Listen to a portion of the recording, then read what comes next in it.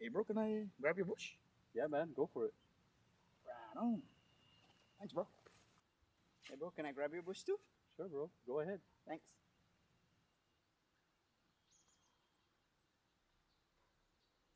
Now I can grab my own bush. Saipan, it's time to grab your bush. Pick up a 12-pack of ice-cold bush, and you're in for more than just a refreshing beer. Every 12-pack gives you a chance to win exclusive bush gear and more. So don't wait. Swing by your favorite store, grab your bush, and join the fun. Because here in Saipan, the best moments are even better with Bush. Grab your bush today.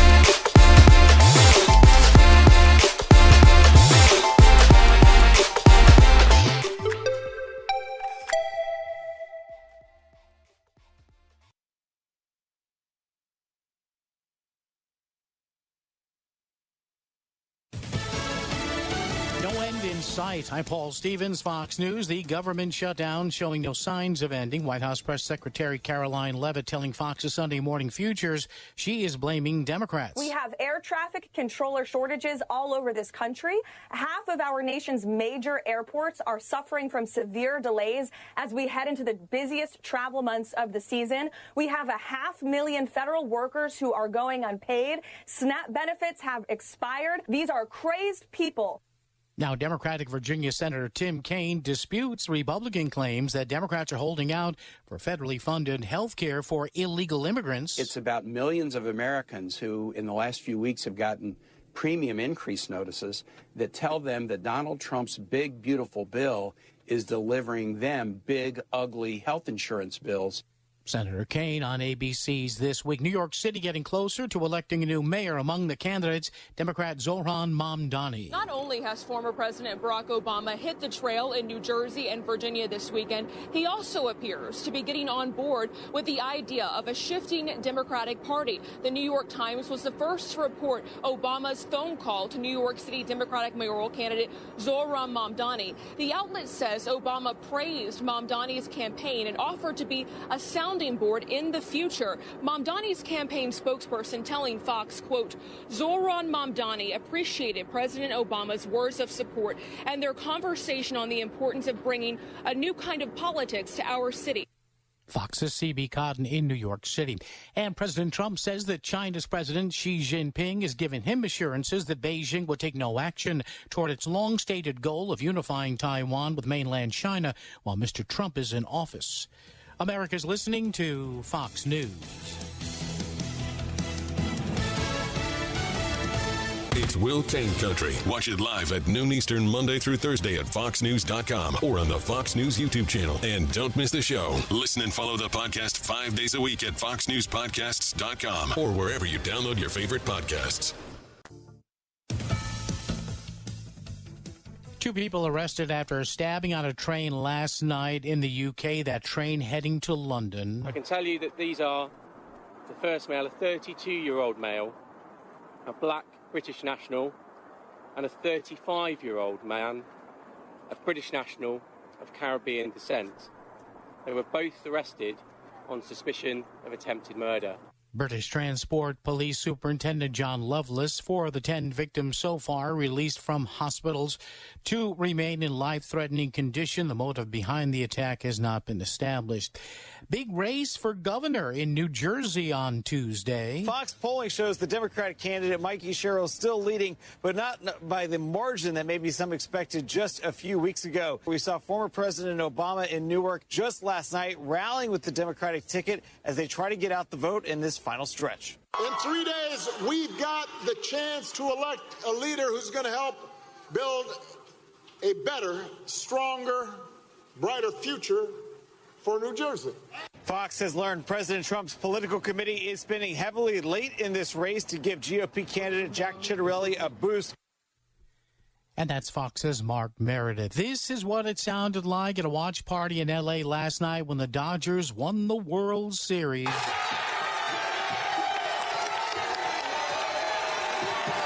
The Dodgers coming back to stun the Blue Jays 5-4 in 11 innings. Miguel Rojas tying the game in the 9th with a 2-run homer, and then Will Smith put the Dodgers ahead for good with a solo shot in the 11th. Gas prices dipped for a second day today. AAA saying the national average now $3.04 a gallon. I'm Paul Stevens, and this is Fox News.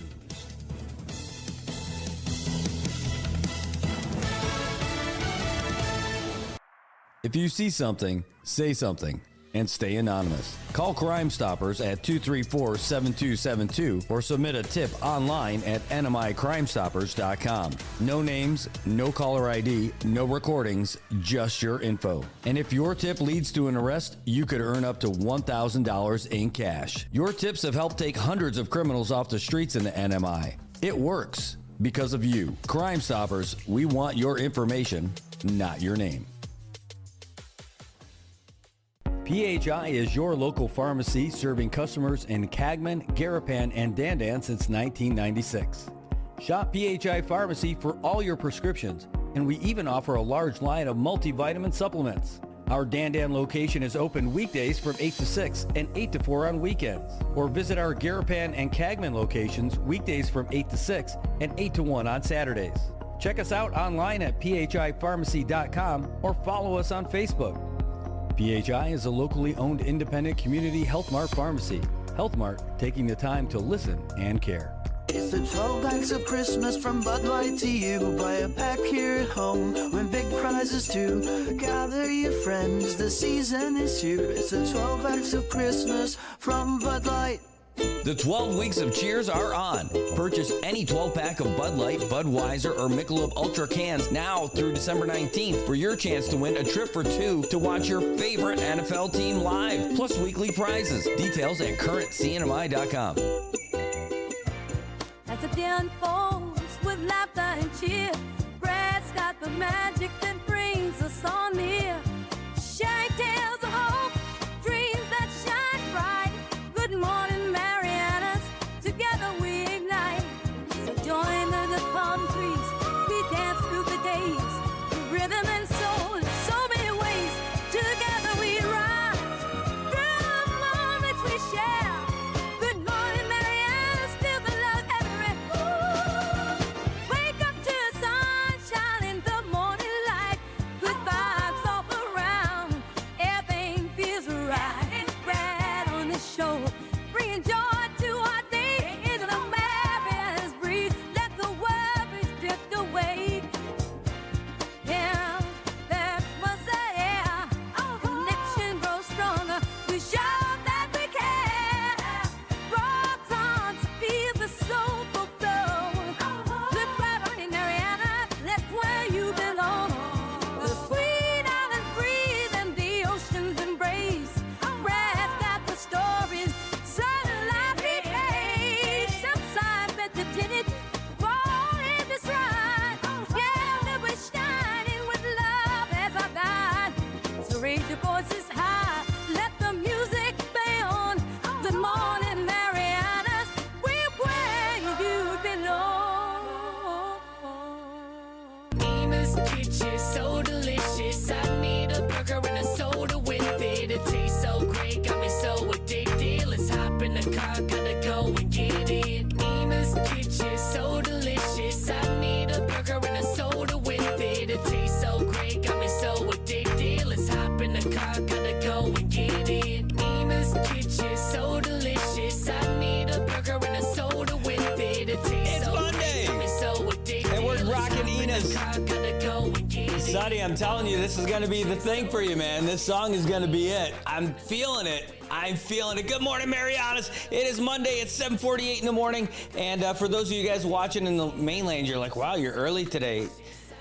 Oh, the real deal is that you forgot to turn your clocks back over there in the mainland. We don't have to do that over here. Anyway, good morning, everybody. Welcome to the show. It is going to be a great one today.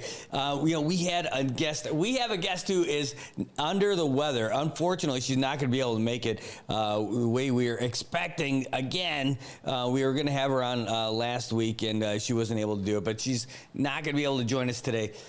Good news is we have other people coming in today. We out of the blue, we ended up getting a call from one of our favorite guys in the world. So we're going to bring him on here real quick. In fact, I was sitting there trying to get some other stuff done this morning. And while I was doing it, here, let's put this over here. While I was doing that, I got this message from Landon saying, hey, you want to do a video catch up this morning? I'm like, yeah, deal. So anyway, we're going to reach out to him real quick, and you should be able to hear him any second now. And I am 90% sure he's not going to get a crotch shot from us today. Not today. Good morning, Landon. I got to let everybody else see where you are right now, and now they can see you. And holy cow, that is not Guam. It is not Guam. But we got a lot to talk about, a lot of good trivia over here. If you pull up the photos I sent you, it's going to be a lot of great views of where I've been the last couple of days. All right, I am going to try to throw this on over here without getting too crazy so people can see this on the screen. It's not as fancy as we normally do it. Let's see, can I zoom in? Oh, I can. Yeah, this is incredible. It looks like you're at. Oh, actually, no. That's not where I thought it was. As you're going around, there's no way I can get all of this stuff in there with your photos. Let's just get you on here as you're going around. Is that Piccadilly? It is not Piccadilly. It's nothing close to it. Nope, not at all. But where are you? It does not look warm at all. I see a guy and a horse. It's a little bit chilly, and the guy and the horse, we're going to talk about him very shortly. But we have the photos. Here's some trivia about where I am. And this is a country. Well, So I if you're figured ready, it was a this country. Is a this country is a kingdom on the Iberian Peninsula. So go back to your world history. What is the Iberian history and where is it located? Where is the Iberian Peninsula? I drank a few Iberians yesterday after soccer. So you might have a clue. Yeah, soccer, football. So this is the largest country in Southern Europe and the fourth most populous in the European Union. Territories included, these are current territories, the Canary Islands, the Balearic Islands, and cities in mainland Africa. Border countries include France, Andorra, Portugal, and Gibraltar. And it was founded in the 15th century, around 1479, according to Wikipedia. Current population is around 49.3 million people. During the age of discovery, this country led the exploration and conquest of the New World. And this country completed the first circumnavigation of the globe. So the first country in the world to make a lap around the globe. That's another clue. This country established one of the largest empires in history, spanning all continents, fostering a global trade system driven by precious metals. And this country is the second most visited country in the world. I did not know that until today. So where am I? We already have a guest from RJ Ensalada. He says España. Also, Ignacio de la Cruz, same thing, España. España. What city am I? The city of Idlet. I would imagine. Let me turn my camera around. I would just imagine the big one of Madrid. Yes, Madrid, Spain. And what a phenomenal city this is.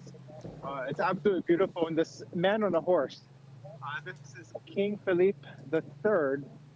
His father, King Felipe II, was the namesake of the Philippines. How about that? We are in the Plaza Mayor. So that's what a beautiful place it the is. Bigger plaza? That's what is that what it means? The bigger plaza? Is there a mayor? Uh-oh. We lost you. Maybe we lost you with a bad joke. Oh no, we're losing signal with Landon. Let's see what's happening. What's going on? Landon. Yeah. There he is. He's back. I might be losing my hotspot. Yeah, we lost you for a little bit, but you're back. Okay. So yeah, this is Plaza Mayor. So maybe the mayor's plaza. Well, no, I mean like the bigger, I studied Spanish a whole bunch of years and I remember a few things. Maybe it's Plaza Mayor, like the mayor's plaza, but it's like Mayor is like bigger and Mayor is like smaller. So I wonder if it's just like the bigger plaza. It could be. It's definitely a large plaza, and it's larger than the plazas we have on Guam or in the Sinai. Yeah, it doesn't even say Oka on any of them. Yeah, this is a beautiful place, and cafes and eateries everywhere around the plaza. I'm going to turn you back around. Yeah, and while you're doing that, what I'm doing, I am saving all the photos that you sent so I can put them in a little slideshow and have them on the screen as you're talking us through this trip. And it looks amazing. We think about the history of things and how long different countries have been around and all that. And you just admire some of that architecture, but to know that these things have been around for hundreds of years. Yeah. And I was just thinking, I was in Washington, D.C. at the Capitol building and looking through some of the buildings there and how there's so much history. They're so old, but we're talking on the order of a couple hundred of years. But these buildings have been here hundreds and hundreds of years, and Toledo, just south of the city. I was there earlier, and those buildings are so much older. Some of those pictures I sent you, the history here, it's incredible. Oh, it is. And I love because it's got the ties to here. And, you know, as I'm going through all the photos and saving them, but I can even see the Moorish influence on some of the archways. Some of those archways in that photo, it's incredible. I felt like I was on the Mediterranean already. We're still in inland Spain. And it just felt such a different climate, just a 30-minute train ride south of here. Wow.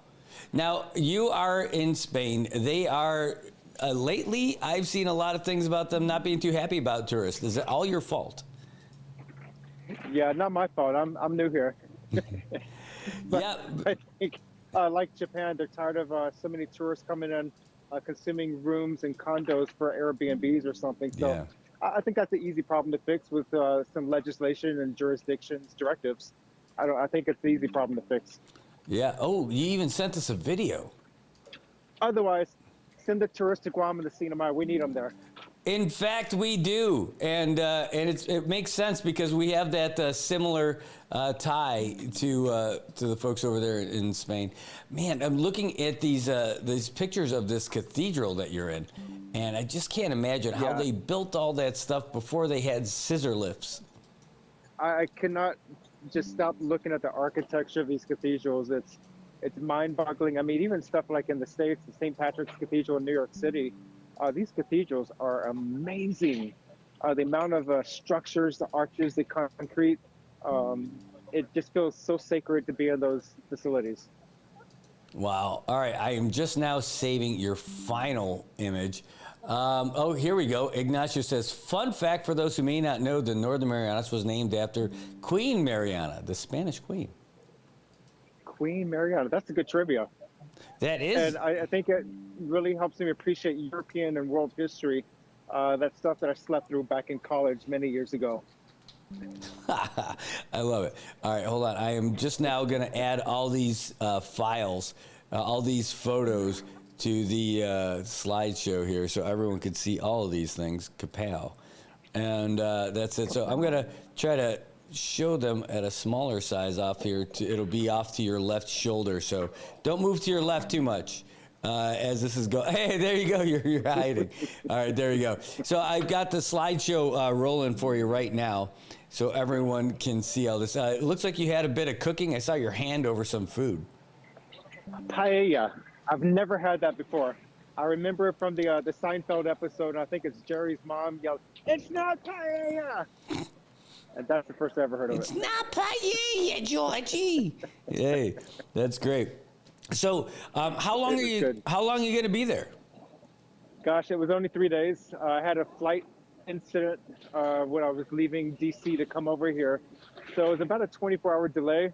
I ended up going from Dulles Airport to New York, missed my flight, stayed overnight at the Hilton, thanks United, flew back to the Dulles, and then came over here the next day. Hashtag, then they lost my luggage. Thanks United. Oh, they lost your luggage? Luckily, I got that yesterday. I fly back to the States tomorrow. So when I flew to D.C. in May, they at least they didn't lose it, but they delayed it. So I didn't get it till like midnight when I was they brought it from the airport over to where I was at, so it was great. Yeah, they did the same thing here. Hey, here's some great question. Caleb says, "How do you say good morning over there?" Buenos dias. That's right. That is great trivia. That's an easy one. So Tobot says, "Hey, no more." No, this is a good one. Tobot says, "So you're in the Junta of Spain." Something like that. Maybe the Plaza de España in Guam. Yes. And when we lost your signal for a little while earlier, Bruce Camacho was like, "Hey, Brad, turn off the Bills Chiefs stream." And I'm like, no. That's I will be watching it, but not yet. Then Tobot said, "Hey, it looks like you're in Russia. Talk to Putin." Yeah, I've never been to Russia, and I think it would be a beautiful place to go, and maybe better times. Yeah, I mean, I would go and check it out. I mean, I would love to see all that in person. But like just going through Europe is just amazing. You know, you think about the United States is celebrating its 250th year next year, and that's the big thing. They've got buildings there that are older than 250 years by a lot. Yeah, the Spanish are looking at the United States like thinking amateurs. Yeah, no kidding. No kidding. And what a great history they've got over there. It is awesome. So you're on your way back. Are you still tracking what's going on with us weather-wise at all? Yeah, and I'm not going to talk too much about it, but there are things to watch out for. There is a hydrologic outlook in effect for Guam and the Sinai for the next couple of days. The potential for heavy rainfall remains in place according to the latest forecast from the National Weather Service in Guam, and that's with a disturbance pushing through the region from Micronesia, not South America, Micronesia. But we are watching a tropical storm west of Guam and the Sinai. That's moving toward the Philippines. They're watching that closely because they have a lot of fears about another Typhoon Haiyan, but it looks like some of the latest trends have backed off of the peak intent from a super typhoon potential down to Category 3. But this is something they'll have to watch very closely for rapid intensification as it approaches the central Philippines. But for those on the Sinai and across the Mariana Islands, do watch our webpage closely, weather.gov/GUM, for the latest, most up-to-date weather information for the region, because it is a very busy pattern across the region with several disturbances rolling through, and that potential remains for heavy showers, thunderstorms, and gusty winds. We saw wind gusts yesterday up to 30 miles per hour at Guam and in Saipan at the airports. Wow, man, that's wild. Last night, after our soccer game, it was the skies just completely opened. It was not a small amount of rain, but it lasted just for a relatively short amount of time, where it did not deter the folks that were the most determined to rehydrate. So we were able to stick it out. Yeah, it's been bone dry here in Spain. The only time I saw rain was when I was flying out of New York City, and it delayed the flights and almost missed another flight back over here. Oh my goodness. That's the only rain I've seen in 3 weeks. You got a Chicago Bears fan behind you. I got somebody over here. Yeah, he's been walking around. We've been tracking him as he's walking around behind you, just standing around with his Bears jacket. They had an interesting. Yeah, watch my back for me. Yeah, we got you. He's checking you out. Now he's totally behind you. We can't even see him. So maybe he's sneaking up right there. There he is. He's like, hey. Now, let me tell you what. There's a Christmas tree over here. There are Christmas lights all over the city. They have my heart for Christmas. I'm told that they're going to light it all up on November 28th. So if you ever chance to fly over here, anybody listening, come over here around the 27th, 28th of November, because they're going to light the city up like anything I've ever seen. Well, I'm going to have to get working on my house. Yeah, no kidding. That is awesome. It looks amazing. And, we've had this slideshow going on, ever since we started. And, man, between the architecture, walking around and seeing it and just being there, feeling that nip in the air at this time of year as well. How cold does it get over there? It gets snow from time to time, but not that much like what we see in the northern states. But it's a very arid climate here in Madrid and southward toward the Mediterranean. But in northern parts of Spain, it does get cooler, it gets wetter, and so they have more snow far up north. But down here in Madrid, once in a while, I'm told, I think it was 2021 was the last time they had snow. Wow. In the city.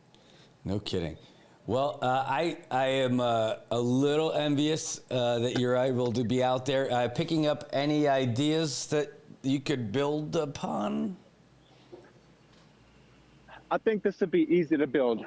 Yeah. I think this would be a fun build to do. It'd be a lot of logs. A lot of windows. Yeah, no kidding. And gosh, just the structures, the columns, the blocks, the cobblestones on all the streets, literally, it's just beautiful. It is. It is indeed. Oh, man. Well, I try not to run down the streets with the bulls. Hopefully, you'll have to get your... Right. I need to come back for that. You got to get your white outfit with the red neckerchief when you're going to go run through the streets. And just wear the red. That'll make the bulls pretty happy that they're out there. Brandon's the runner. I'll send him over here to do that. Oh, that's perfect. For many different reasons. I'll be fighting the bulls. No, I love it. I love it. All right. Well, we'll give you a big Olay all the way from over there. You said you're about, 11 hours out from your return trip now? Yeah, it's 11 p.m. here now. Actually, 12 hours. I fly at 11 a.m. tomorrow. Wow. What's the airport like over there? It's long. It's very sprawling. It was like escalator after escalator after escalator trying to get to the train station. I'll probably see more of it tomorrow, but it feels kind of old. But I'm told that the other terminals are much newer and more modern. Well, I'm sure it's hundreds of years old, just like everything else. Yeah, I think they had planes flying in here as early as the 1700s. Sorry, Wright brothers. Los Plains. Awesome. Well, this is a great update. What's next? What's on tap for you tonight over there? Sleep. Yeah? What time is it? I might run by the supermarketo and get a few drinks and some pastries for tomorrow morning on the way to the airport. But what was your question again? No, I was saying, what time is it? Oh, it's 11 p.m. Oh, wow. The things are starting to close. I actually still might go for some coffee. I love the coffee here. There's still a lot of people out for 11 o'clock. Yeah. And actually, this is pretty calm. I was here Halloween night, and I think Saturday night, it was just people everywhere. Even revelers for Halloween were still out at 4:30, 5 o'clock, 5:30 in the morning the next day. I don't know how they do it. That's crazy. Wow. Don't ask what I was doing out. Yeah, maybe. That'll be another slideshow. But that would be awesome. I'm thankful that you're able to send these photos and the images out there when you're out and about traveling around the world, and we appreciate it. And you still find time to get us a little bit of a weather update out here too. So, yep. Landon, thanks so much, and safe travels on the way back. Yep. See y'all all very soon. Hey. My next stop's going to be all of 2.5 days. I'll be there in a couple of weeks. Well, not there. I won't be there with the statue. I'll be in Guam in a couple of weeks. I don't know if you'll be back or you'll be flying somewhere else again. I will be back on the 19th, so maybe. Nope. I'll be back. I'll be there and out before you get back. It's all right. We will miss each other. I'll make sure everything's still in order. All right. Thank you. Landon, thanks so much. Thanks for muchas gracias para su interview. Have a great day. And don't feel bad that I used the informal Sue form instead of usted. So have Buenas noches. Buenas noches. All right. Thanks so much, Landon. That's Landon Idlet, not the way I've been saying it for years. And he's broadcasting from the Plaza de Mayor. Or Plaza Mayor, is right? Is it Plaza Mayor? Plaza Mayor. Plaza Mayor. I guess I'm actually not Marcus anymore. It's Marcos. Nice. When you saw the little keychains in all the stores. That's perfect. That'll work for you over there in Philippines too. All right, man. Have a great trip. We'll talk to you soon. See y'all. All right. That's just a great bonus visit that we got from Landon out there in España, giving us an update. How great that was. Thanks so much for giving us the update and keeping us up to date with the weather, but just being able to meet up with you while you're out there is pretty cool. It's just one of those bonus things you don't get. Now, today, we are going to get another special for you guys. We are going to have a tennis star with us who's got some great roots over here. That's right. Carol Lee is going to be with us here at 9 o'clock. And I can't wait because, we're going to get a great update on everything that she's doing. She's got a great career. She's been with the NCAA and doing pro tour stuff and everything. And fun fact, she's the only ranked tennis player from the Northern Mariana Islands who's achieved all these kind of milestones, including winning professional tournaments and breaking the top 500 of the World Tennis Association. Just amazing. And she's going to be in our studio here in just under an hour. All right, folks, we're going to take advantage of this little time here to take a real quick break, so don't go anywhere. You know what? I'm feeling especially toe body on this one. Tobot, you had a pretty good day yesterday. Let's hear about it. Fox Sports Update. The Los Angeles Dodgers are back-to-back World Series champions, and nobody in either the U.S. or Canada will ever forget how it happened after an all-time classic winner-take-all Game 7 against the Blue Jays. Toronto was just 2 outs away from its first title since 1993, leading by a run in the top of the 9th. When on Fox, this happened. Drilled to left field and deep, and gone! No way! Miguel Rojas! An unlikely hero sending things to extra innings. And after neither team scored in the 10th, up came Dodgers catcher Will Smith in the 11th, who had been crouching behind the plate for the last 4 hours. Smith hits a high fly ball to deep left field. It's got a chance. It is gone! It's Will Smith in Game 7! Again on Fox, but he wouldn't be the final hero running on fumes for LA, as Yoshinobu Yamamoto, who started Game 6, still had to close out Game 7, getting a game-ending double play after Toronto had runners on first and third. Yamamoto's your World Series MVP as the Dodgers win it 5-4, becoming the first team to win back-to-back World Series titles since the New York Yankees won 3 in a row from 1998 to 2000.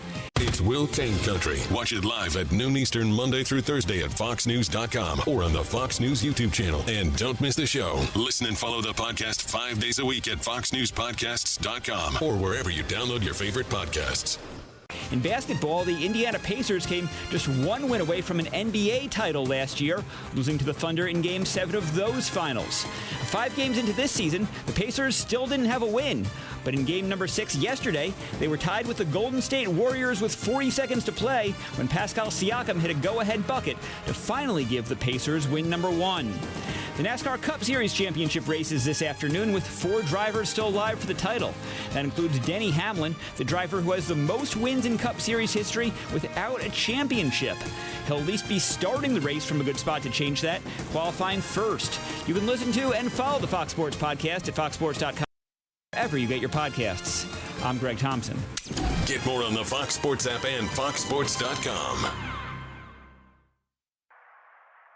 If you see something, say something, and stay anonymous. Call Crime Stoppers at 234-7272 or submit a tip online at nmicrimestoppers.com. No names, no caller ID, no recordings, just your info. And if your tip leads to an arrest, you could earn up to $1,000 in cash. Your tips have helped take hundreds of criminals off the streets in the NMI. It works because of you. Crime Stoppers, we want your information, not your name. PHI is your local pharmacy serving customers in Cagman, Garapan, and Dandan since 1996. Shop PHI Pharmacy for all your prescriptions, and we even offer a large line of multivitamin supplements. Our Dandan location is open weekdays from 8 to 6 and 8 to 4 on weekends. Or visit our Garapan and Cagman locations weekdays from 8 to 6 and 8 to 1 on Saturdays. Check us out online at phipharmacy.com or follow us on Facebook. PHI is a locally owned independent community Health Mart pharmacy. Health Mart, taking the time to listen and care.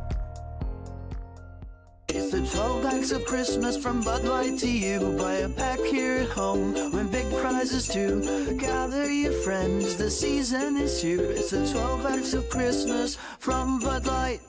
The 12 weeks of cheers are on. Purchase any 12-pack of Bud Light, Budweiser, or Michelob Ultra cans now through December 19th for your chance to win a trip for 2 to watch your favorite NFL team live, plus weekly prizes. Details at currentcnmi.com.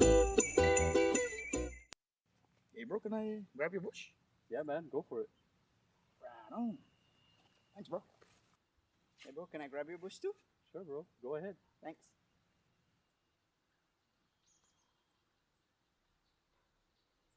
Now I can grab my own bush. Saipan, it's time to grab your bush. Pick up a 12-pack of ice-cold Bush, and you're in for more than just a refreshing beer. Every 12-pack gives you a chance to win exclusive Bush gear and more. So don't wait. Swing by your favorite store, grab your Bush, and join the fun. Because here in Saipan, the best moments are even better with Bush. Grab your Bush today.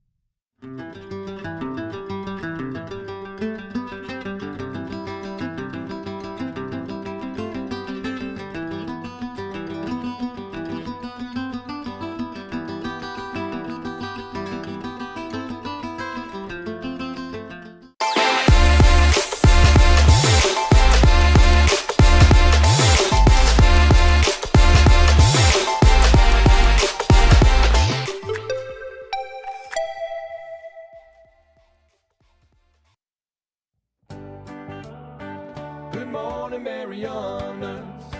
So many things we gotta discuss. Happy day, Kirawami, and greetings to Rhoda, Guam, Saipan, and Tinian. For all your island news, from a beautiful place with Pacific views, it's always so much fun on Good Morning, Marianas. Nina's Kitchen, so delicious. I need a burger with a soda with it. Nina's Kitchen. I love it. It's great stuff for me. I am a big fan. Anyway, good morning, Marianas. Welcome back. It is 8:18 here in the CNMI. And as you're trying to get out and about and make your way around the Marianas, we got to make sure that you're able to get to where you need to go today, and you're able to see where the heck it is that you need to go, because we got some info from some folks that there was a little bit of a traffic mix-up for some folks out there, apparently in Azlito. So let's go ahead and take a look at all this. JJ was saying that there was a big accident over there in Azlito, and let's just refresh the old screen here just to make sure, because that's not good at all. Remember, it is a little bit wet out there, a little bit slick. It's still a nice day out there, but you want to be careful while you're out there on the roads. Man, we don't want to hear any bad things about anybody getting in any wrecks or anything like that. So let's just take a look and head back real quick. You see over there in Azlito, over there by Saipan International School and the Nutrition Assistance Program, it is all backed up over there, 819. And on a day like today, when they don't have any NAP benefits to distribute, they don't have everything worked out with that. It's kind of a tough one. We'll get back to the NAP stuff in just a little bit, but that's what's going on in Azlito right now. Everywhere from Green Consume past the NAP, traffic in both ways going to be pretty slow while they try to deal with the aftermath of that over there. Let's get over there by Shell Dandan. It looks okay. Over there by the college, not too shabby either. By the intersection that matters, at the place where connections matter, I-10 looking mighty fine. A little bit slow over there as traffic starts to build up by the old AK intersection, but we've seen plenty worse before. Over there by Chalumpiao, it's not too shabby. By Hopwood Middle School, it looks pretty good too. Everyone should be ready to go. The students should be in classes, in the seats, and ready to go. There's a little bit of traffic backing up over there at the intersection from Guangdong Hardware down toward the mayor's dog control program. That's going to be a little bit of a thing for you guys out there. So just expect you're going to have a longer wait at that light. Let's go around Back Island Road, East Drive, and there are folks held up in the Rodeo Drive area of Saipan. That's right, New Sarah Market, Zenyu Market, and Capitol Hill Market. It is slow over there. Maybe somebody stuck behind a bus. Probably the case, but traffic is slow over in that area. But good news is that once you get past that, everything is clear sailing. Middle Road through Puerto Rico and Lower Base looking pretty good. And all the way down, you got a little stop and go at the intersections, definitely at the lights in Gualo Rime, and it really slows down quite a bit over by Natural Nail Spa. People trying to get all purdied up and stuff. But really, that's over there by the Shell station, where we got gas this morning. That's right, at 10 cents more. Thank you very much. So happy about that. Yay. And one thing I want to do is help the oil companies. We know how much they're struggling these days. There you go. So that's your 10 cents of a view out there. Did you know, though, that you can get great info? You don't even have to worry about gas or anything like that. If you hop on with Transit CNMI, that's right, Transit CNMI. Hop on the blue line, and they'll take you everywhere you need to go out here in Saipan. You cannot beat it. It is outstanding. I love it. It's my favorite public transportation system in the CNMI, probably because it's the only one. And also, they got great faces. They're so happy to help you out and take you where you need to go. They are outstanding. Well, you can get a ride everywhere from Paseo all the way down to Totoville and everywhere in between on the Blue Line. And it only costs you $2. If you're a student, veteran, active duty, military, Monamco, or you got a disability, it's only $1 to get you anywhere to go. Monday through Friday, they operate 6:30 in the morning to 8:30 p.m. Weekends and holidays, 6:30 in the morning to 8 p.m. You got to pay an exact change when you're hopping on the bus. They do not have a cash register there. Just give them the exact amount of money, and they will take you exactly where you need to go. You can give them a call for more information at 236-2682. But we've got even more exciting news. More exciting than their great comfortable seats, their great clean buses, their sweet smelling environment, and it's even better than the free Wi-Fi.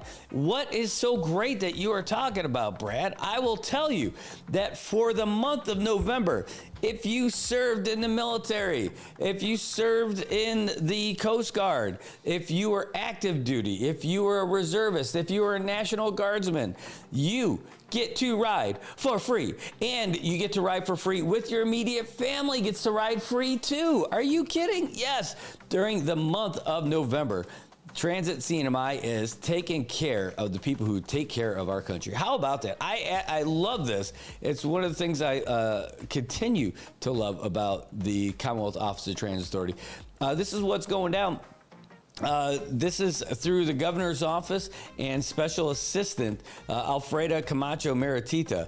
They're saying, hey, it's an honor to support this initiative. We're grateful for the sacrifices of our veterans, service members, and their families, and we want them to feel valued by our community. Hey, as a veteran, member of the VFW and Project Buddy Check 670, I could say, it's just so great to have something like this happen. Governor chimed in saying, hey, our veterans and service members have given so much to protect our way of life. This is one small way we can show our appreciation and stand behind them for all they have done. Love it. Great stuff, Gov. Thank you. And thank you, Special Assistant Camacho Meritita, for taking care of folks. So if you have not been on the Blue Line, now is your time. You got to get on there. You show your ID so they know that you're a veteran.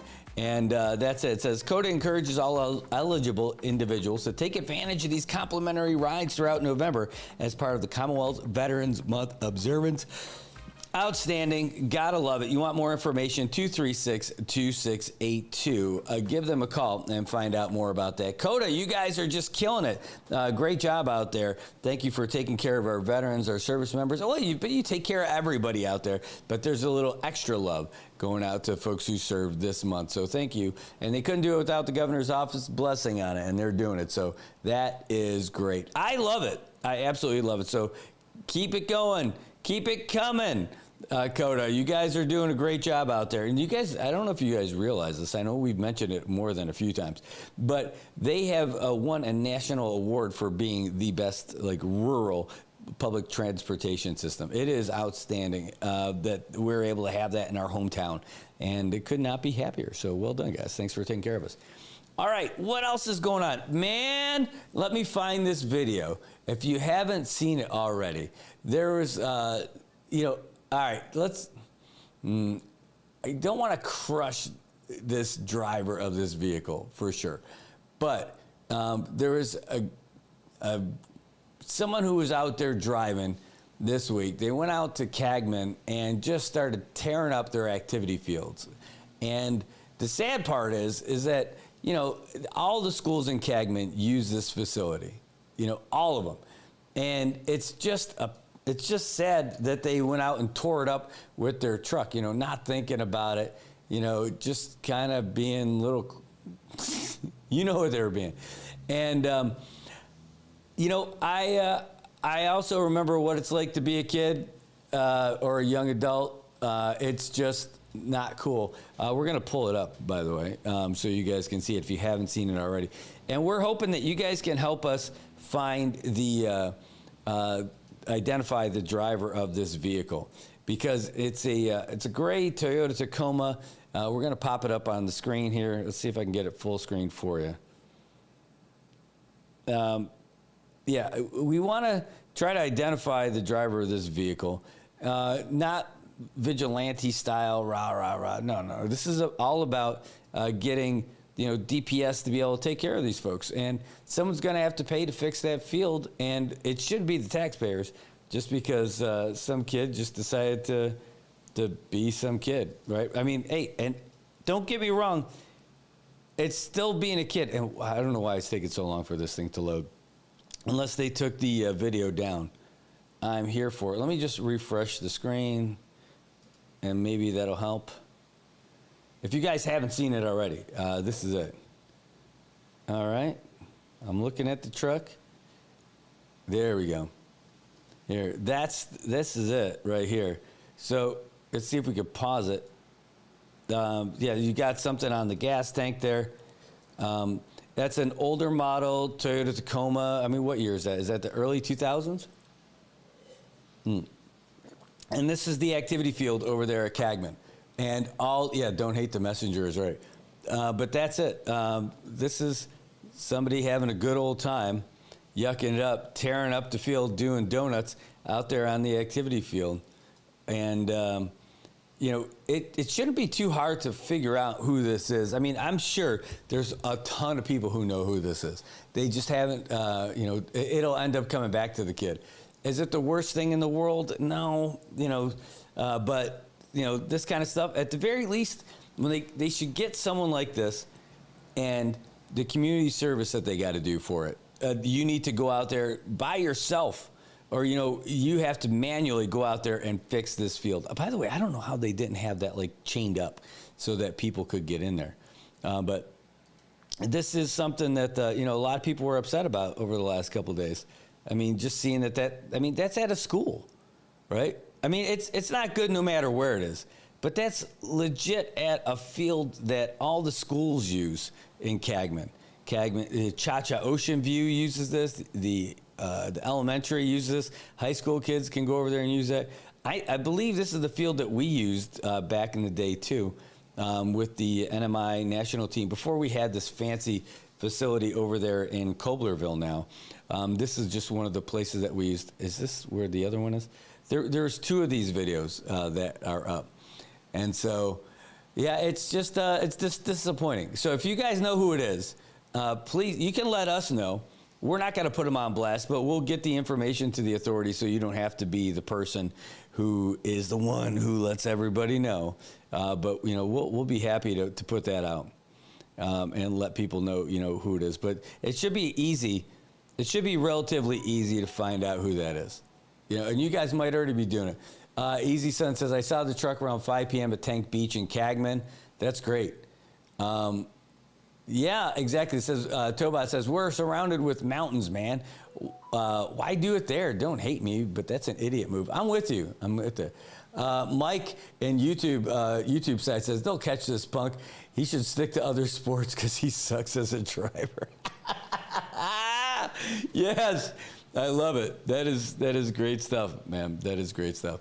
Yeah, it's too bad, because all you're doing is screwing up for the kids. So here's what I propose. They catch this guy. No, I don't think he's going to do jail time or anything crazy like that. That dude got to fix that field, number one. Number two, he's got to do some community service for the schools. And at least for that school in Cagman. You got to give him that. So, yeah, PJ says they should impound the truck for a month or so. I think he could use that truck to haul all the stuff that he's going to need to fix that field, right? Go out there. He's going to have to regrade that stuff and reseed it and all that other stuff. And, of course, yeah, he should pay for it, right? That's got to come from him. Yeah, Ricky says let him push mow the place. That is a great idea. By the way, it's raining out here quite a bit behind us. But what a great idea. Make that part of his punishment. You want to do it for a year? You can't just do it once. Maybe you got to cut it once a month for a year. And if you don't do it, and you got to do your status conference at court. And if you don't do it for whatever reason, then you got to come back into court and take your medicine. Whatever it is that they end up doing. This is a big one. Yeah, Eric says have him fix it and maintain that field for a year or two. I love that idea. Again, it was like back in the service. Hey, it's going to be ink or sweat. What do you want to do? You want to get this as an official thing that's going to hurt you for your military career, or do you want to sweat it out by doing some work to fix this stuff? I say you got this guy, and you make him fix the field. Not just once. I love that maintenance. As his community service for the next year, you have to cut that field, right? And I think he's got to pay to fix the field, but I wouldn't hold it to him to pay for the gas to cut all this stuff. If the school's got equipment for the bush cutting, or for cutting the grass, then let him use that. Oh, Tobot's getting it tough. He says let him cut that grass with scissors. I mean, I want him to do it, and he'll know it, and then it'll be something. 2 years is boy, that's a rough one, Eric. That's a rough one. If he has to do it for 2 years, hey, that's good. If you're the judge, who am I to judge? But if I would give it to him for at least 1 year, and again, if he skips it, if he ends up not doing it, then you got to bring the weight of the court to him. You just got to do it. But anyway, help find this guy. If you guys know this truck, you can send us the info. If you want to send it to Crime Stoppers, you can. That number is 234-7272. And if your information leads to an arrest, that could be up to $1,000 that you get from NMI Crime Stoppers. And again, if you're worried about getting the information directly to the police, you want to get it to us, we won't tell them it came from you. Don't worry. I promise. I'm not going to tell anybody if they say, ooh, who told you? Oh, sorry, man. That's one of the things about the media. We don't give that kind of info over. So if you want, hey, you're golden. Your secrets, your info is safe with us. So I say we try to identify this guy. You're going to see that truck on the road. Look at the gas cap. There's something here. Let's go back again. Hold on. So it's just a Tacoma. Like it's a earlier model Tacoma, right? Remember that old grill in the front? That's like the early 2000s. And then you see the gas cap is over there by the wheel well, by the fender, and it's got some kind of a sticker on it or something, right? And it's like an extra cab. It's not like a 4-door. So it's got the 2 doors with that little window seat in the back, like a little jump seat or something. I don't know if he still has the placard in the window, but they got, just their regular license plates. And there we go. So it's a gray Tacoma with black wheels. It should not be difficult to find. Should not be difficult at all. Louisa says 2 years is good. Make an example out of them. Morons like that ruin things for the rest of us. Yeah. This is a place where kids play. They're going to be running like in the outfield for a ball or something like that and tripping over this guy's ruts. I know. Hey, look, I know that it was a stupid move and all that. Kid, it made a mistake, and he got to pay. But, it shouldn't be too bad, right? You make him pay for the repairs to the field, right? Make him do the repairs to the field. And then, I would say give him 1 year. If you guys want to, you get to. But I like 1 year of you got to be the one who cuts that grass. Period. That's it. That's my punishment in the court of Brad. I mean, it could be worse. I think that's a good punishment. All right? And if you do it again, oh, boy. Oh, you know what? Let's add to it. I want to add something to that punishment. You also have him go to the PTSA meeting, tell everybody, hey, my name is so-and-so. That's me who did that with the truck. I apologize for doing it. It was a stupid move. I hope you guys can forgive me. I am going to pay to fix this field, and I will cut the grass at this field every month for a year. In fact, that guy should do that first. And I bet he ends up not having any trouble at all. I bet. Yeah, don't put him in jail for it. I mean, jail seems pretty harsh for that, doesn't it? But he's got to do something. You got to have a make good on that. Plain and simple. You got to have a make good. Yeah, I'm with you. Yeah, Ricky, I like the public apology too. But at the very least, even if it's not the whole public, which would be good, if you do an in-person at the PTSA for all 3 Cagman schools, because they all use that field, I think that's a good one. Yeah, that's it. And apologize to the students because they use the field. Maybe that's it. Maybe not just the PTSA. The PTSA can send reps, and you do it at the school. You do it like at the beginning of the day assembly or something like that. Hi, everybody. My name is so-and-so, and boy, I'm here to tell you that I was a dumbass.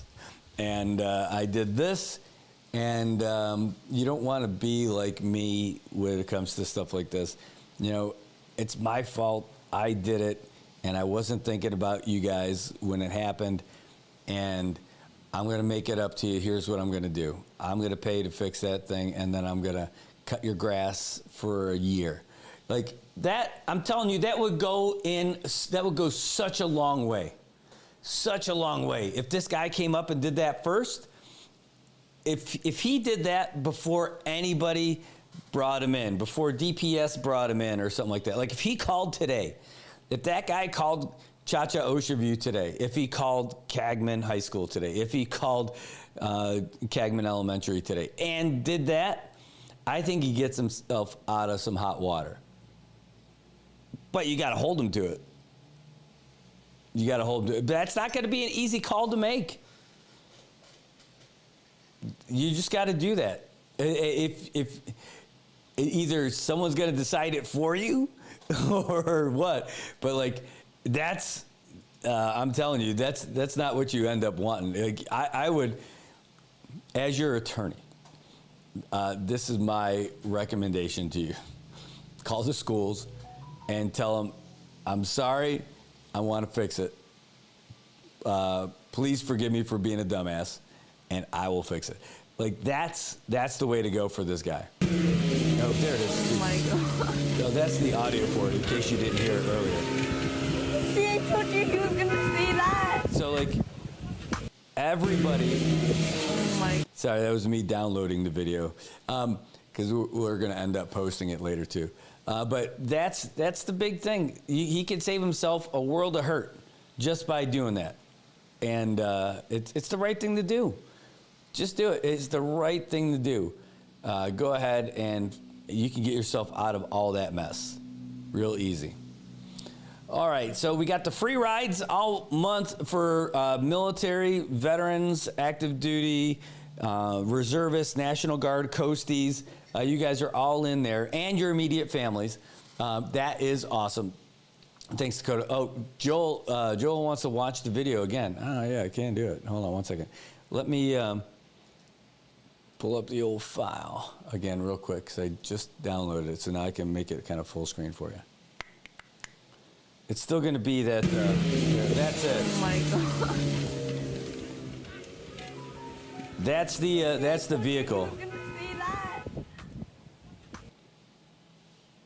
So, I mean, that's it. So that's the truck. Is he trailing something? No, that was just stuff kicking off of the tires. See, I told you he was going to see that. So that's it. It's just a young kid is what it is. I mean, like, that's going to be it. So, yeah, it sucks, but I think that's the way to go.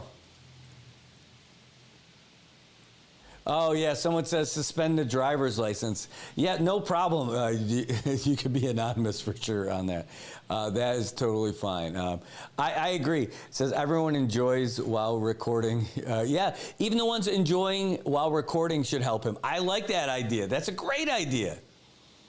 That's a great idea, Toba. Not only should the guy have to do all that stuff, the people who are sitting there recording it and laughing and having a good time, that should be all of them hanging out.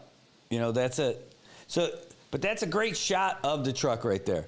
Can't mistake those wheels and that coloring and the early 2000s look of the truck. The sticker that's over there on the fuel door. I'm telling you, man, save yourself a world of hurt. You just do it. Just call the school. Tell them you're going to fix it. Tell them it's on you. And, I mean, you might be at school today, you know, but that's it. I think that's how you get yourself out of it. If I was your dad, That's what I would tell you. I would also tell you I'm pretty disappointed. There might be a couple other bad words thrown in there. But say, look, kiddo, here's what we're going to do.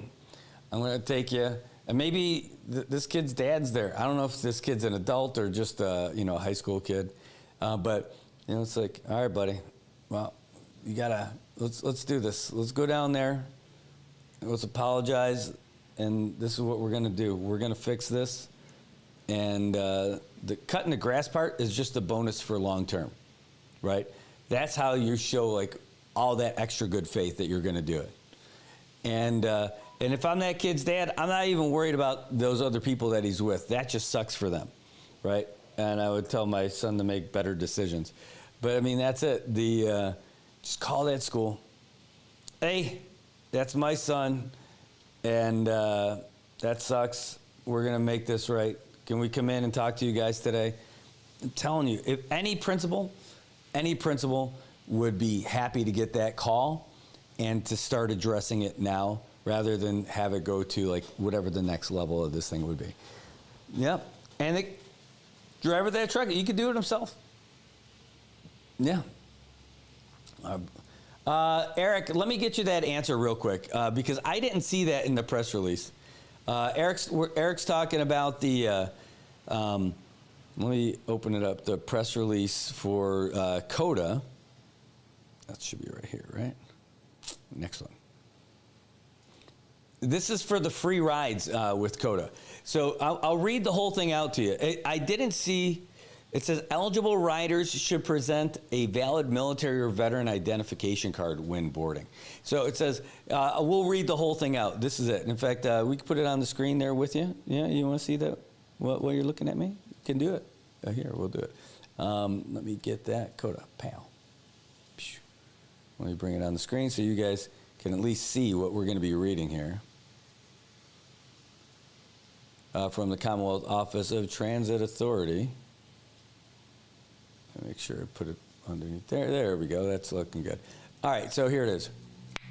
All right, it says, Commonwealth Office of Transit Authority under the Office of the Governor and Lieutenant Governor is pleased to announce the beginning November 1st, so just the other day, and throughout the entire month, all veterans, active duty, and reserve members of the U.S. Armed Forces, including the National Guard and Coast Guard, and their immediate family members may ride CODA's fixed route and demand response shared ride services at no cost in recognition of their service and sacrifice. Eligible riders should present a valid military or veteran identification when boarding.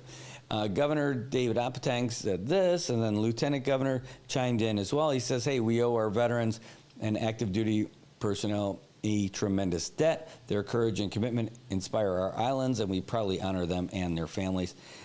So the other one's another quote. It says, CODA encourages all eligible individuals to take advantage of these complimentary rides throughout November as part of that month. If you want more information, call 236-2682. You know what, Eric? You've got the question. We'll make the call. That should be a great slogan, huh? Or a great phrase for the news show that we got. You've got the question. We'll make the call. All right, let's give them a call just so we can hear from them. Because I love those guys.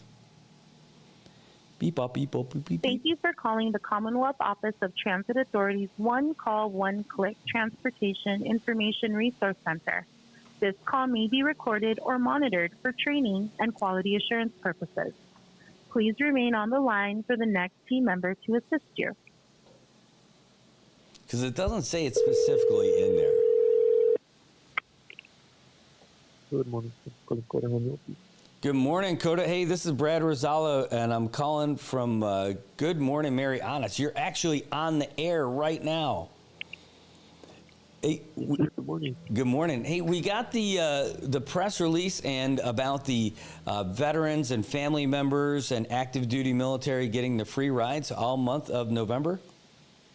Yes, sir. So we had a question from one of our veterans who's watching the show. He's like, does the veteran have to be with the immediate family when they ride? Yes, sir. It's actually for the whole month of November.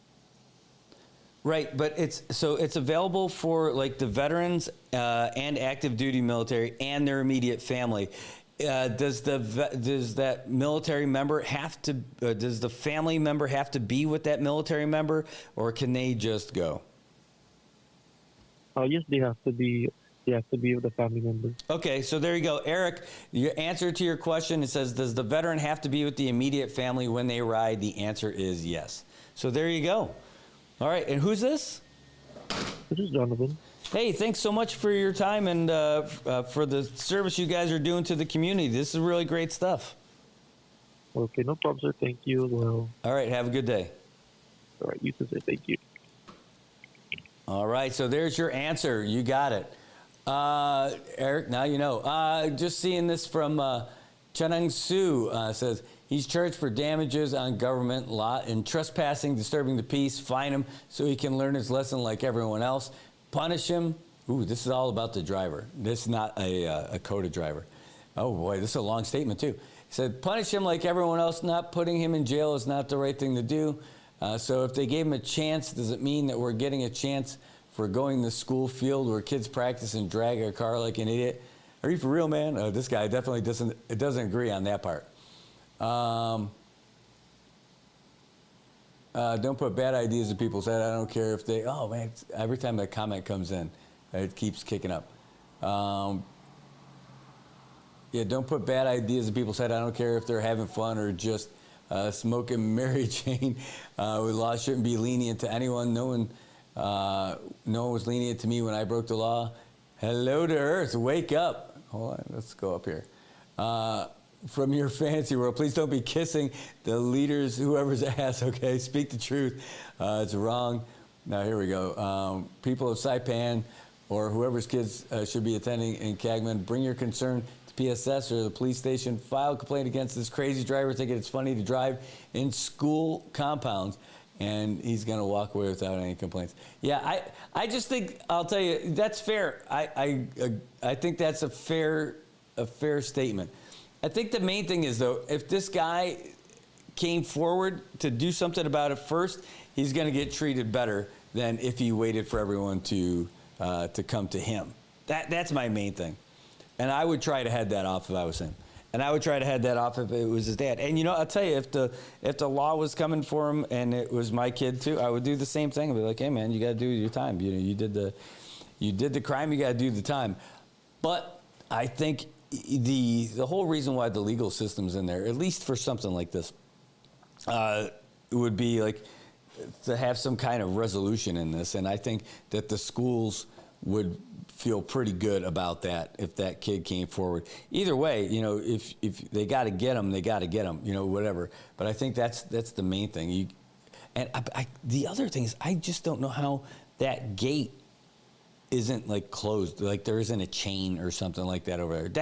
That's not like victim blaming on that, right? That's hey, you got to get him. Like it's the driver's fault. It's not the school's fault. But I'm really surprised that there's not like a chain out there closing that space. I know that spot. I know it pretty well. So, all right. Well, that is too bad. It is a shame. As a reminder, we're about 10 minutes away from our guest joining us in studio. We have Carol Lee from Saipan Tennis Product, who has done so many awesome things playing tennis all around the world. And she's going to be with us today, too. And she's supposed to be in here at 9 o'clock, and we're super excited about that. Move that out of the way. And when she does come in, we're going to be pretty stoked. All right, we're going to take a real quick break because we do have the latest news update. So we're going to get that to you now and start getting ready for when she's about to walk in. So don't go anywhere, folks. Here's your latest news update, and we got our guest coming in just a bit. The end of the shutdown. I'm Carmen Roberts, Fox News. I think it's likely to open Wednesday or Thursday. Republican Senator Ted Cruz on Fox News blames Democrats for dragging the shutdown out. The Democrats will wait until after Election Day because they think a shutdown is good for energizing the crazies in their party. Two federal judges, meantime, ordered the Trump administration to keep SNAP benefits funded during the shutdown and also told the White House to update them on their plans by tomorrow. President Donald Trump says he has instructed executive branch lawyers to ask the court to clarify how the federal government can legally fund SNAP as soon as possible. He wrote on Truth Social, "It is already delayed enough due to the Democrats keeping the government closed through the monthly payment date. And even if we get immediate guidance, it will unfortunately be delayed while states get the money out." Fox's Christina Coleman. Some 42 million low-income Americans depend on SNAP food benefits. Meantime, the shutdown continues to foul up air travel. The air traffic control shortage prompted the FAA to issue a temporary ground stop this morning at Newark Liberty in New Jersey. FlightAware shows that airlines have delayed more than 2,200 flights across the U.S. today and canceled more than 200.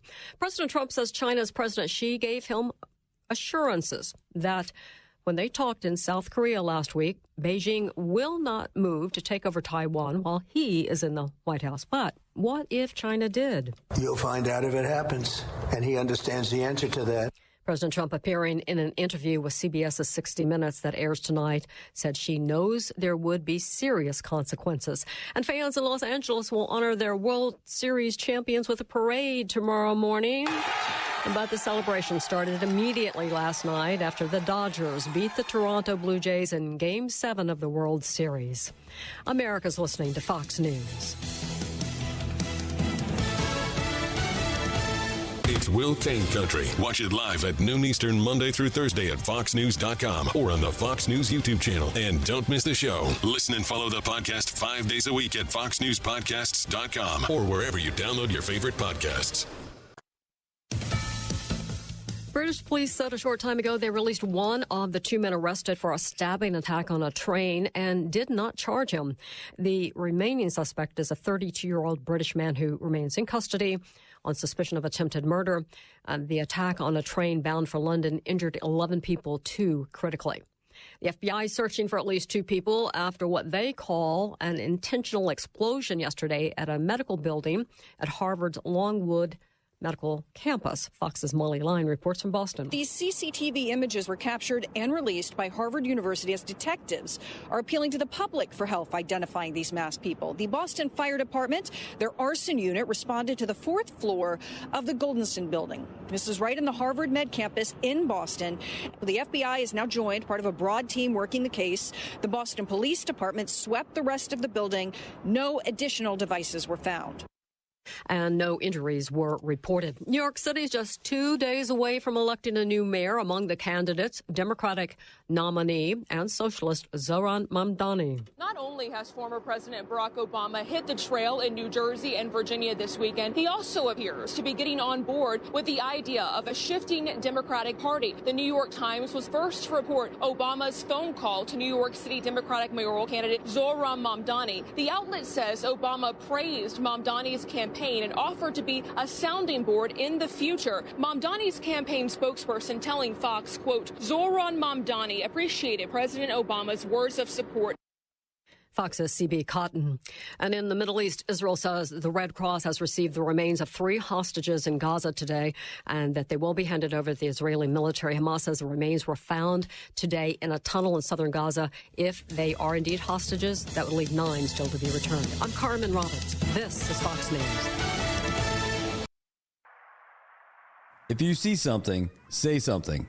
And stay anonymous. Call Crime Stoppers at 234-7272 or submit a tip online at nmicrimestoppers.com. No names, no caller ID, no recordings, just your info. And if your tip leads to an arrest, you could earn up to $1,000 in cash. Your tips have helped take hundreds of criminals off the streets in the NMI. It works because of you. Crime Stoppers, we want your information, not your name. PHI is your local pharmacy serving customers in Cagman, Garapan, and Dandan since 1996. Shop PHI Pharmacy for all your prescriptions, and we even offer a large line of multivitamin supplements. Our Dandan location is open weekdays from 8 to 6 and 8 to 4 on weekends. Or visit our Garapan and Cagman locations weekdays from 8 to 6 and 8 to 1 on Saturdays. Check us out online at phipharmacy.com or follow us on Facebook. PHI is a locally owned independent community health mart pharmacy. Health Mart, taking the time to listen and care. It's the 12 packs of Christmas from Bud Light to you. Buy a pack here at home, win big prizes too. Gather your friends, the season is here. It's the 12 packs of Christmas from Bud Light. The 12 weeks of cheers are on. Purchase any 12-pack of Bud Light, Budweiser, or Michelob Ultra cans now through December 19th for your chance to win a trip for two to watch your favorite NFL team live, plus weekly prizes. Details at currentcnmi.com.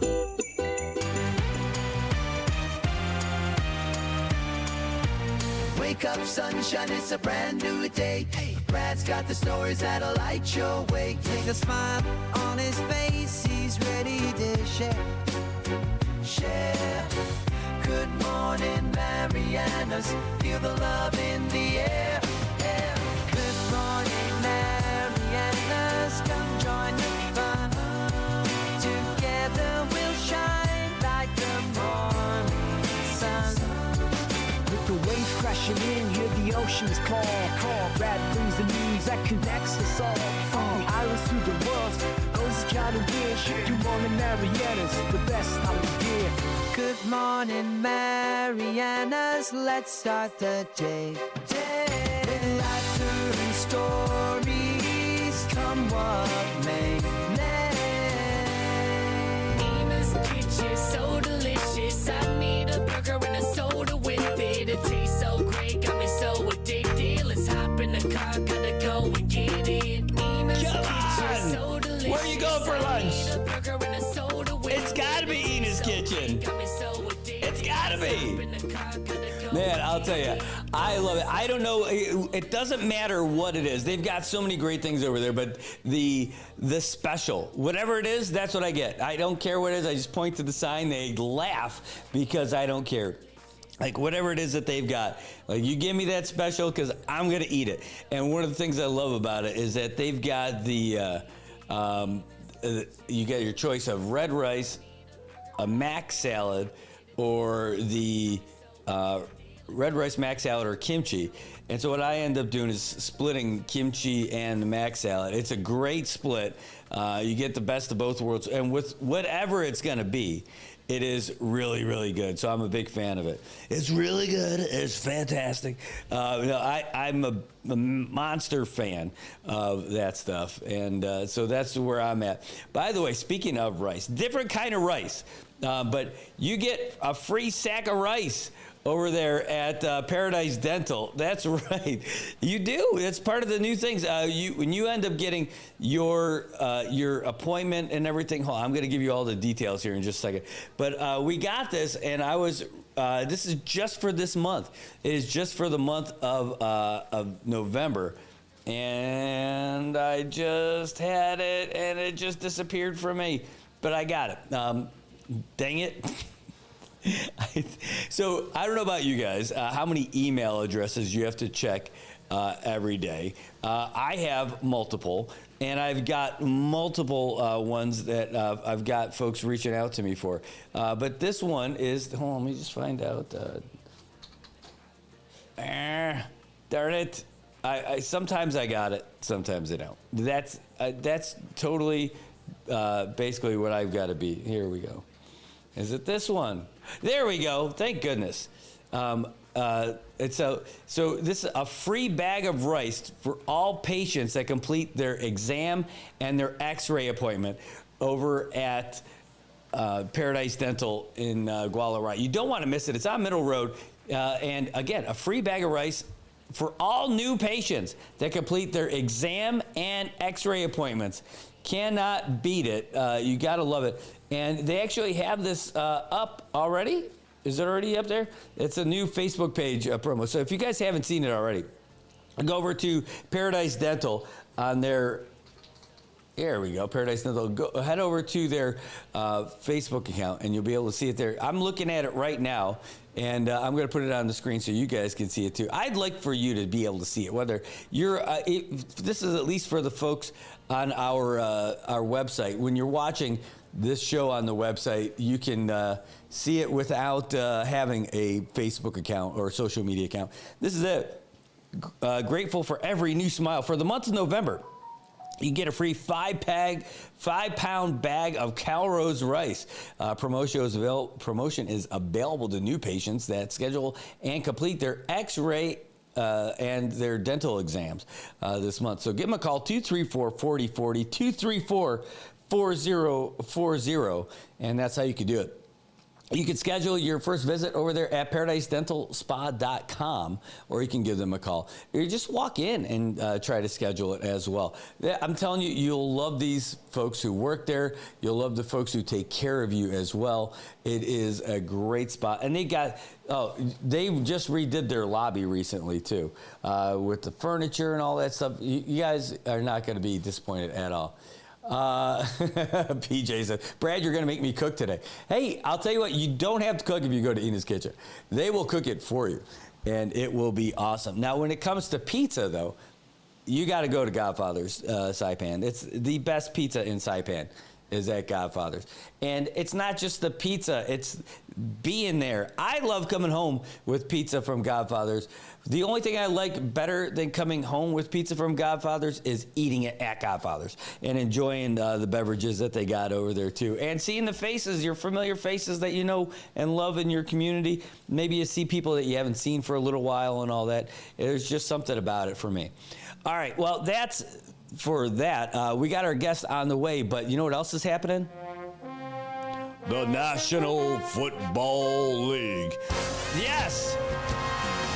National Football League action. Let's break it down. All right, last week it was the Thursday night game. On Friday it was the Dolphins getting beat up again by the Baltimore Ravens 28-6. And here we go for today. Your San Francisco 49ers ended up beating the Giants in their throwbacks 34-24. The Chargers take on the Titans and they beat them 27-20. Herbert is looking like a champ. The Minnesota Vikings hold off the Lions. JJ came out of nowhere and looked like a pro again. Finally, hopefully, 27-24 over the Lions.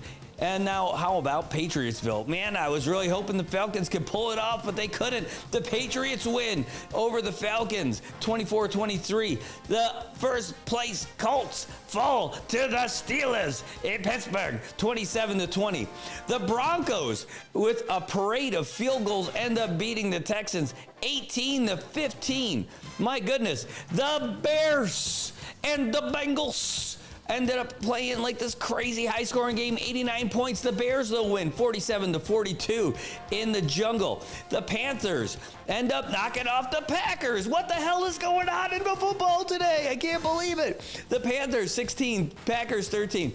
And here's the late games. The Rams, oh, thank goodness, a regular outcome. The Rams are beating the Saints 20-10 with 5:14 left to go in the third quarter. The Raiders are leading the Jaguars 6-9 with 4:49 left in the third quarter. And in a game that means a lot to me because of the colors of the red, white, and blue. In Buffalo, the Bills are leading the Chiefs 21-13. They just started the third quarter. The Chiefs have the ball, and it is 1st and 10 at the Kansas City 31. All right, the late games today, the late game. The Seahawks have taken on the Commanders at 11:20, and then you've got the Cardinals at the Cowboys tomorrow. That's going to be something, but holy shnikes, what the heck was going on over there in Chicago and the Bengals in Cincinnati? Caleb Williams goes off for a crazy amount. He scored 20 of 34 for 280 and 3 touchdowns. Flacco, oh, just a pedestrian, 31 of 47, 470 yards and 4 touchdowns. And he lost. Hold on one second. We got a call coming in from one of our guests. One second. Good morning. Yes, third floor in 308. Okay, that's right. Okay. All right. Sorry. You got it. We'll see you in a minute. All right, that's our guest coming upstairs. But Joe Flacco coming back. He's 97 years old, and he throws 470 yards, 4 touchdowns. But what ended up killing him is the 2 interceptions. Not so great. Kyle Monagai,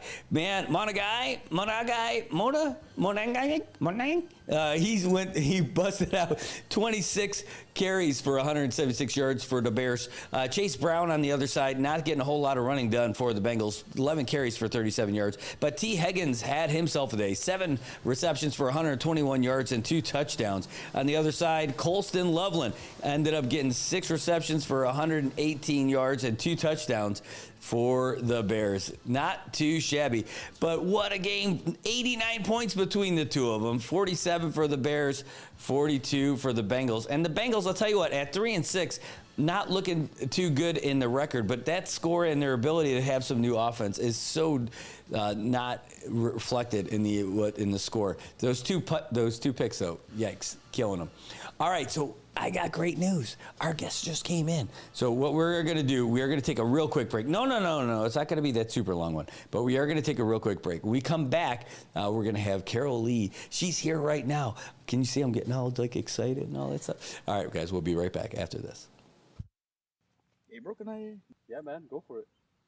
Right on. Thanks, bro. Hey, bro, can I grab your bush too? Sure, bro. Go ahead. Thanks.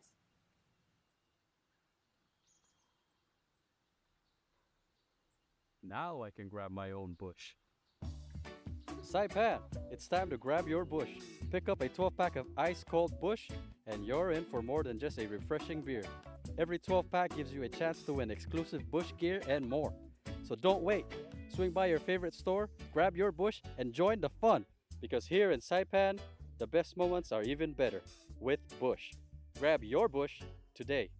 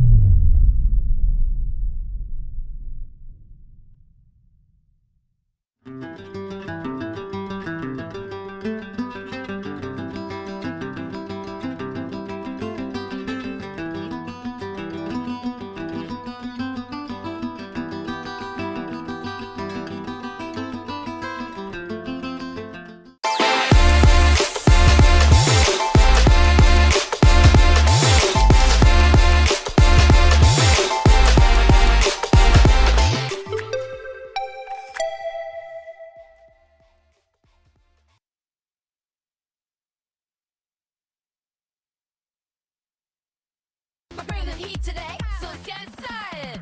Woke up and smiled, the sun shining. Let the sun shine in. Got dreams to chase and a world to win. Turn up the Rios is today, and let's dance through the day. Feel the vibes in the air. Come on, let's play. We live in love, making waves as we go. With every heartbeat, it's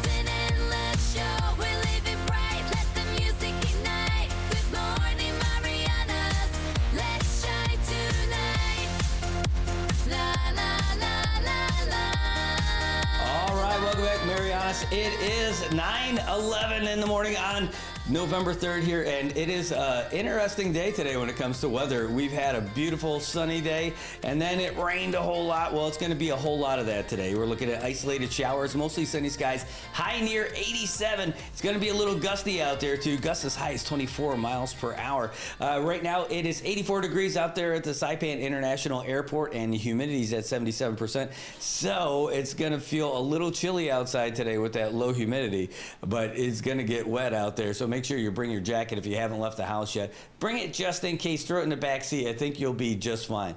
Well, if you want to be cool, though, you should come down to the NMI News Service this morning because we have a champion with us. We don't get this kind of awesomeness all the time.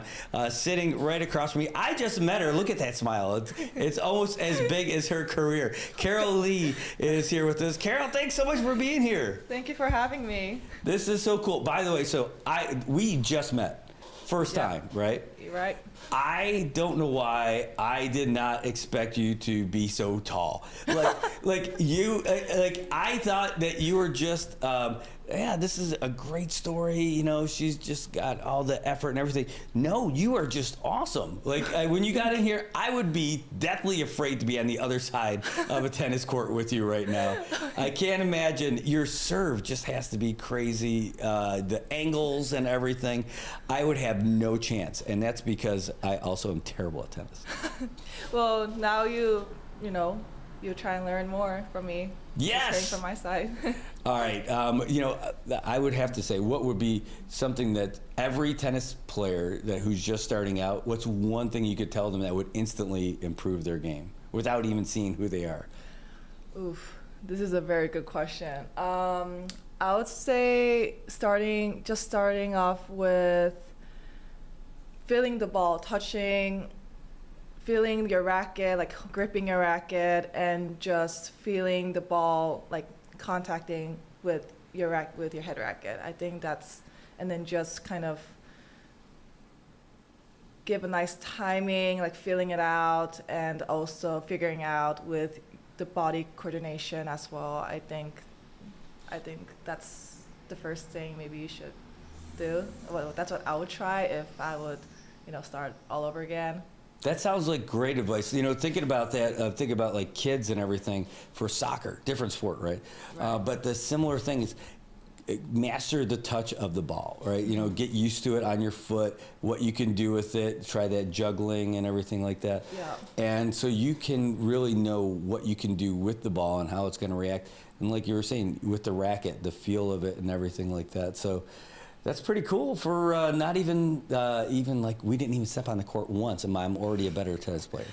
Yeah, I mean, you should try me. When I started, playing tennis, like my dad taught me how to feel the ball, get some coordination out of it by just putting like a pancake style, like head racket up in the sky, and then just toss the ball, and then just kind of like bounce it up and just bouncing it up and just feeling that tension and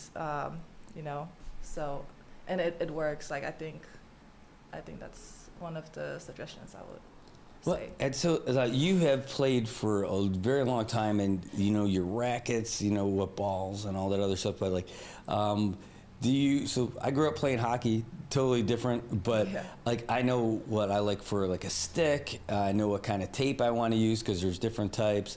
And little finer points like that. Are there different types of like strings for the racket that you like better, or a certain tension level, or even your grip tape and stuff like that? The type of racket you have. You already have a whole bunch of those specifics that you like best? Oh yeah. Well, I started off with Prince. It's a very long time ago, but then I'll switch on and off with like Dunlop, and then Babolat, Pure Drive I was using during juniors, and then when I got a good deal with playing with head racket, that's when I started using head in mid-junior age till like even now I'm still using the head Speed MP, and we do have a lot of different types of strings. Also with, it depends on the players actually, and also with the weather, the atmosphere, with the altitude, like it really plays big roles on what kind of tension you need to let it string, and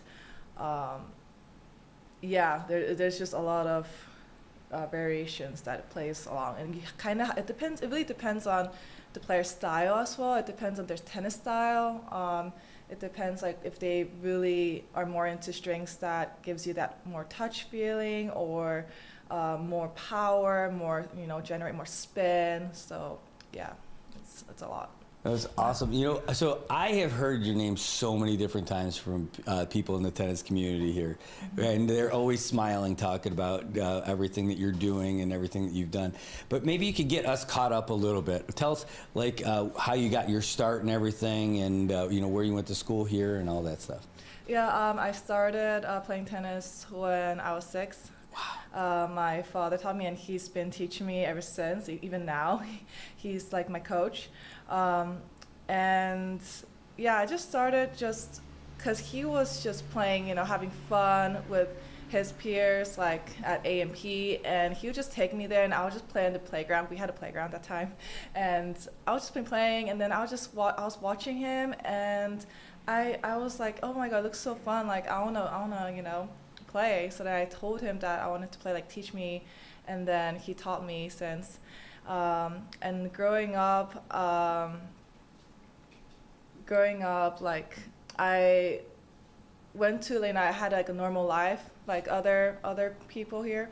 I went to like school, like elementary school, Garapan Elementary School, and then SCS, Saipan Community School, and the principal, Mr. Wingfield, really helped me because it's really hard to miss out school days, like so many homeworks, you have to make up exams and assignments, and it's just so hard to travel and play tournaments full time while I was at school.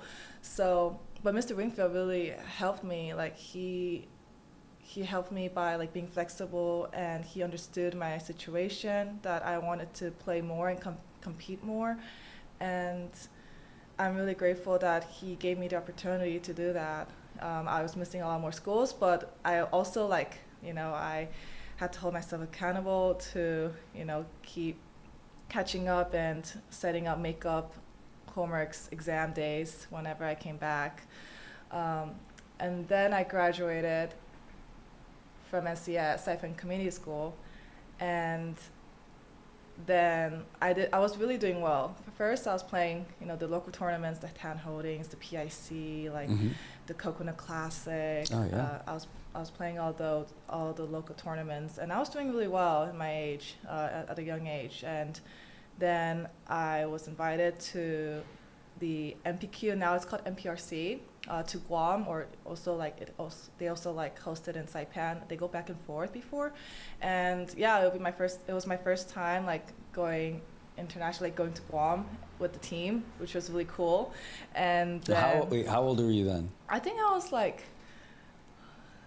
9 or 10. Wow, I was very young. that's crazy. Yes, I was playing 12 and under, and yeah, and I really enjoyed my time, my trip with the team in Guam.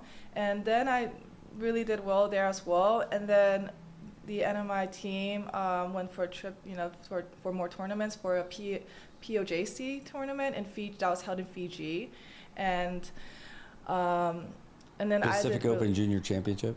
Yes. Yeah. Okay. And it was a really big event because all the other islands, not just Saipan or Guam, but it was Palau, Tonga, American Samoa, Fiji, New Tahiti and Vanuatu, so many of these other small islands gathered together into this event, and then we would compete against each other. And then I get to represent NMI there, and it was such a nice and learning experience for me, and I've learned so much.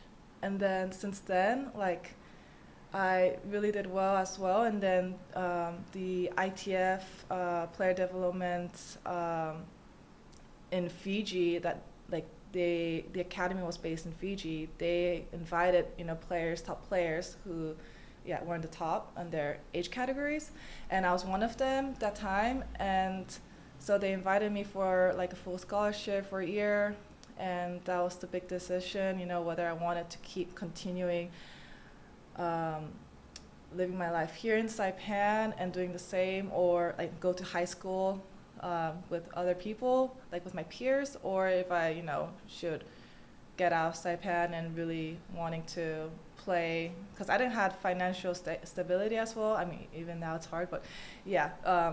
So that was one of the reasons, like, my parents and I decided, like, yeah, we should, try and go for it, like, get this opportunity and take it. And then, yeah, and then Fiji for 4 years, and they were able to provide me, like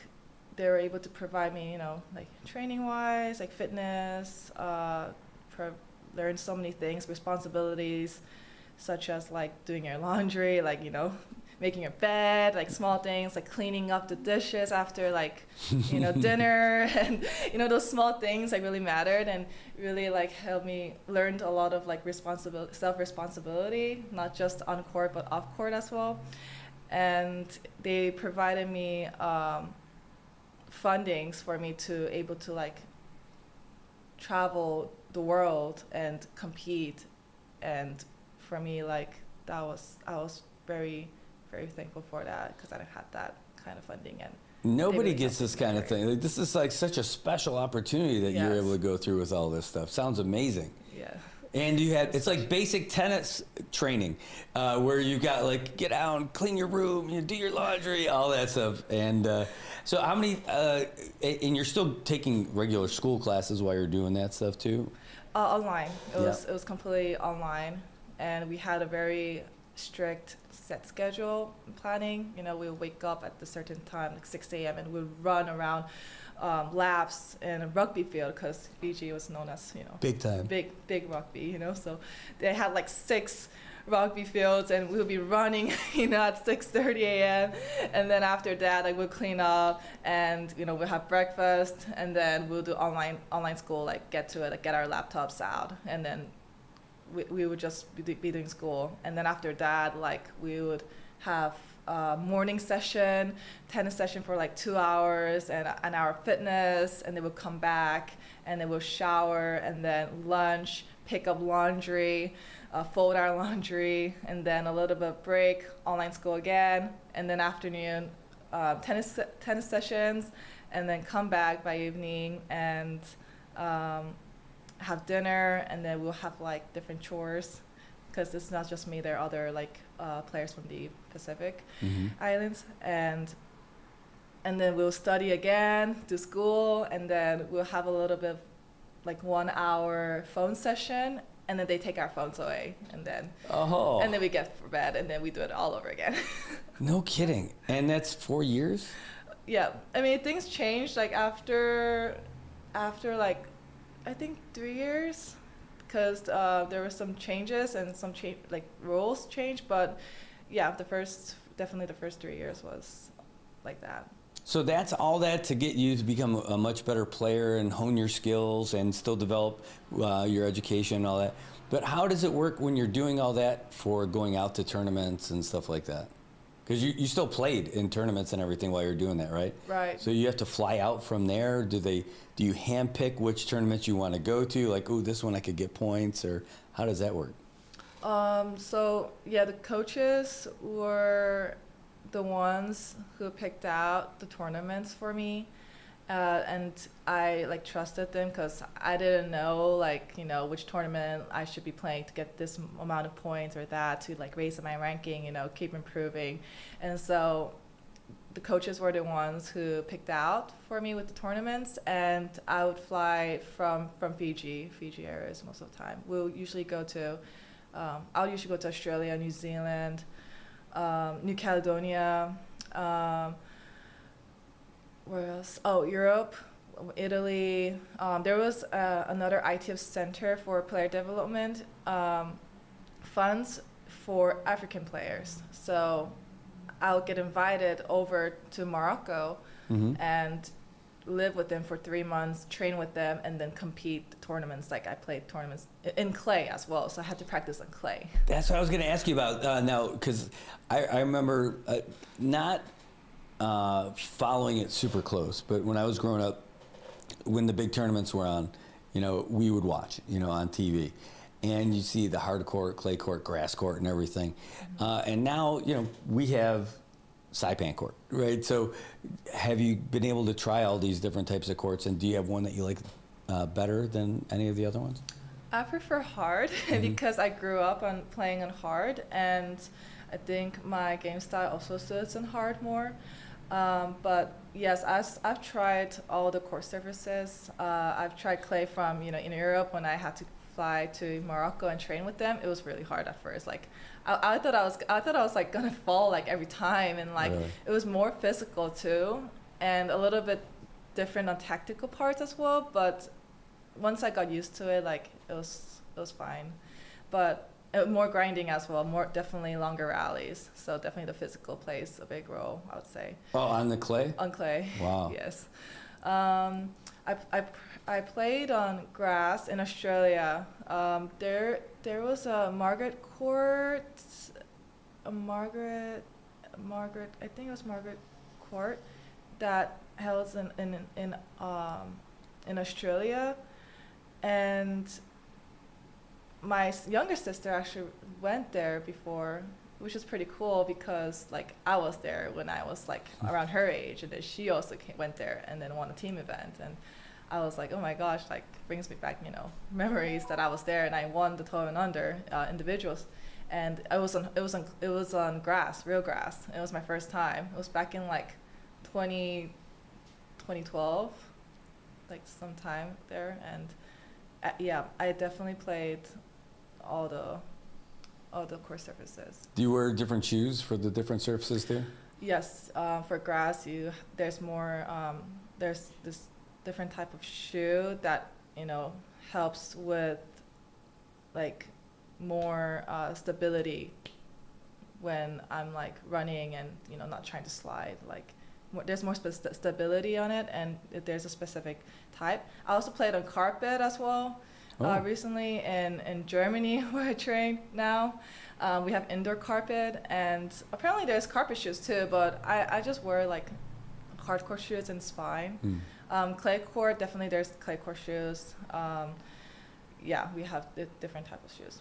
So with clay, you could slide a little bit more? Oh yes, you can slide more. Like I think you have to slide when you can, because it's just how it is. Like we just get to slide, but we have to like really balance it out.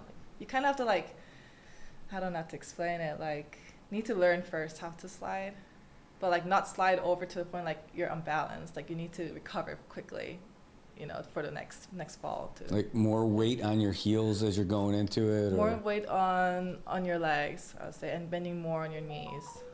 I think that helps.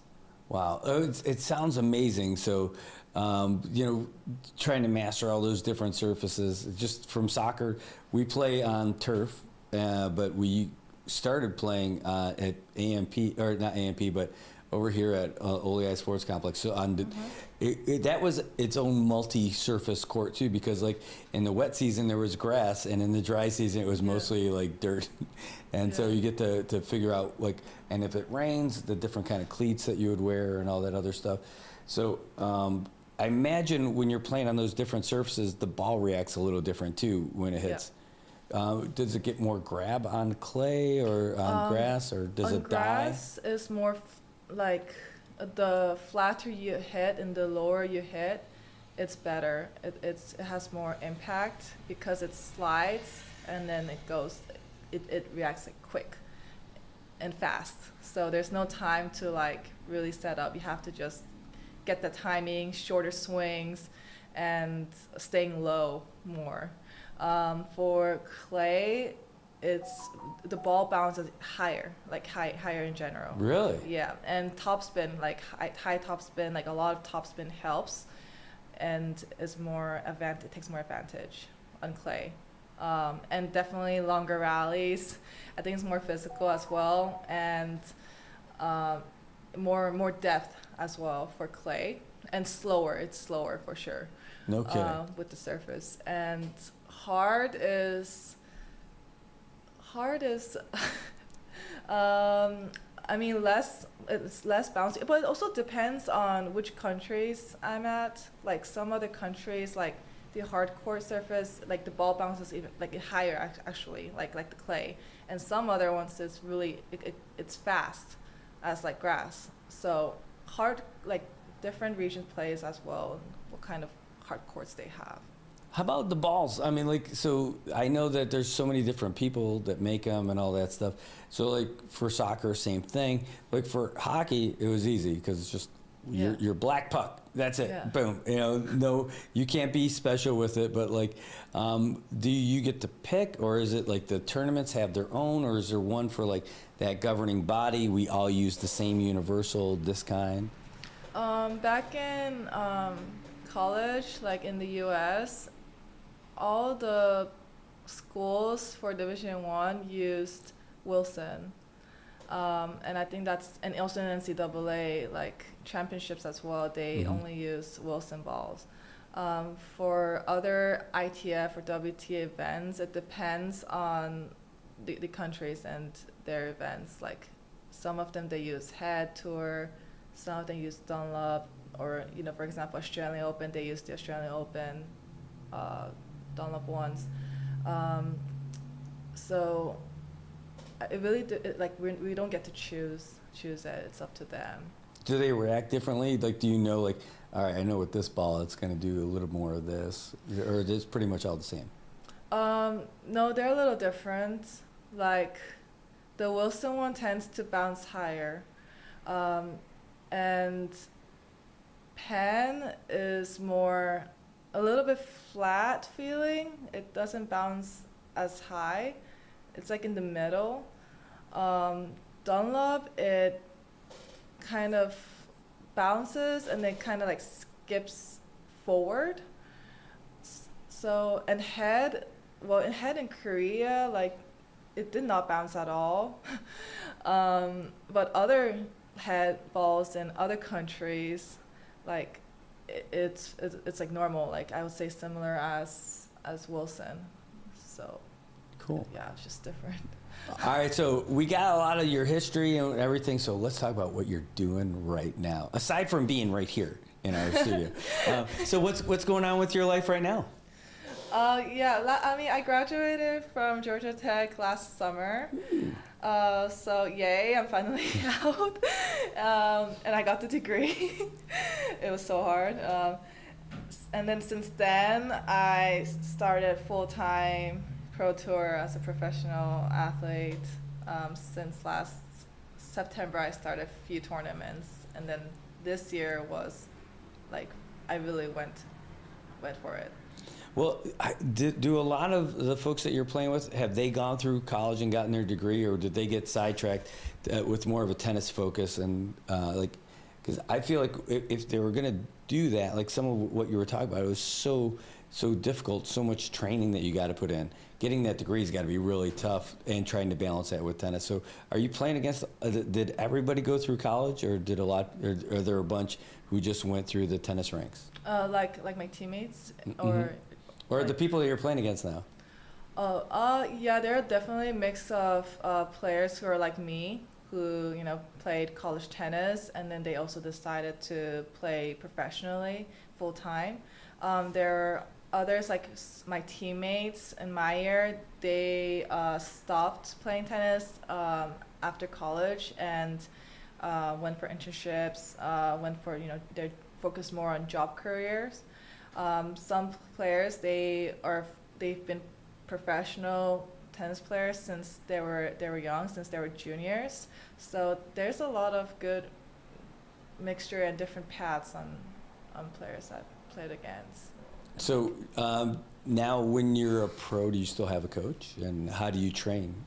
Yeah, I was figuring that out last year because my plan was to stay at Georgia Tech because I was able to, and the coaches were really, really generous for me to still be able to train with them and with the team, with the new team. Mm-hmm. But yeah, there were change of plans. Now I am training at an academy in Wiesbaden. It's a small city 15 minutes away from Frankfurt by car. It's called T2B Academy, and yeah, I've been training there full time since this beginning of the year. Wiesbaden, is that the same place? Wiesbaden. Yeah. Yes. Wow. So have you started speaking some German now? You've been all around. I was going to ask, like you said, you're New Cal. You speak some French now too. Have you picked up a little bit? No. A little bit. Like nein means no. Oh. Like Guten Morgen means good morning. Gute Nacht means good night. Like Milch means milk. Like picking up some, few random things. All right, so not only is she a tennis pro, she's also available for German tutoring. You can get her while she's here in Saipan. How long are you going to be here, and what brought you out? The reason was I've gone full time this year and haven't stopped. When I'm not playing tournaments, then I take like 1 or 2 maximum days of rest and recovery and get back to training week. So it builds up, it's a lot, and I'm feeling a little, exhausted mentally and physically. So I had the time to, come back home and, feel the island life again, feeling the nostalgia, and spending time with my family before I head out, eating mom's, home cooking food and playing tennis with my family again, and also slowly recovering back to like a little reset button, and also wanted to take more lessons, specific lessons from my father, who's still been coaching me till now, and he's been coaching me some few specific small techniques, also tactical patterns that he saw, because I brought him with me as my coach. Recently in China, there was a WTA 250, and he was watching me play, and he had a lot of things in mind that I could improve to take it to the next level. And I thought this was the perfect opportunity to do that, because I don't come home often and he doesn't travel with me often. Mm-hmm. But he's been watching me through all the live matches, even with the big time difference, I'm in the Europe or, and there's a big 7-hour, 9-hour time difference. He would wake up and watch me play when there are live matches, live videos. And then he would give me feedback, good feedback. He would tell me I have to work on these things, and I did this well, keep doing that, and still progressing through together. And now I'm taking good lessons from him, and I think it was a good opportunity before I head out again. That's so wonderful that you got that relationship with the fam, and especially with your dad to bring you through all that stuff too. Did he ever have this kind of level of success with tennis when he was growing up, or did he play and come up the same way you did? He didn't play professionally, but he did play back in Korea, and he also was a coach to the Korean the club matches, mm-hmm. and he would be there to assist and help out.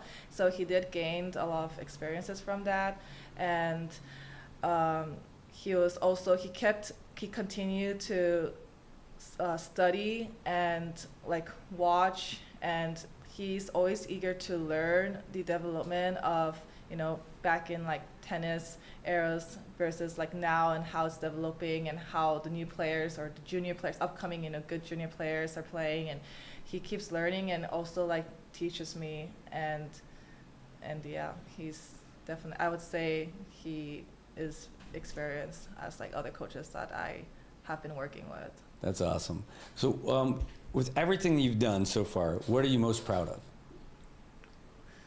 I'm proud that I guess all some sacrifices, investments, and the progress that I've made to be the best version of myself and just continue to climb up.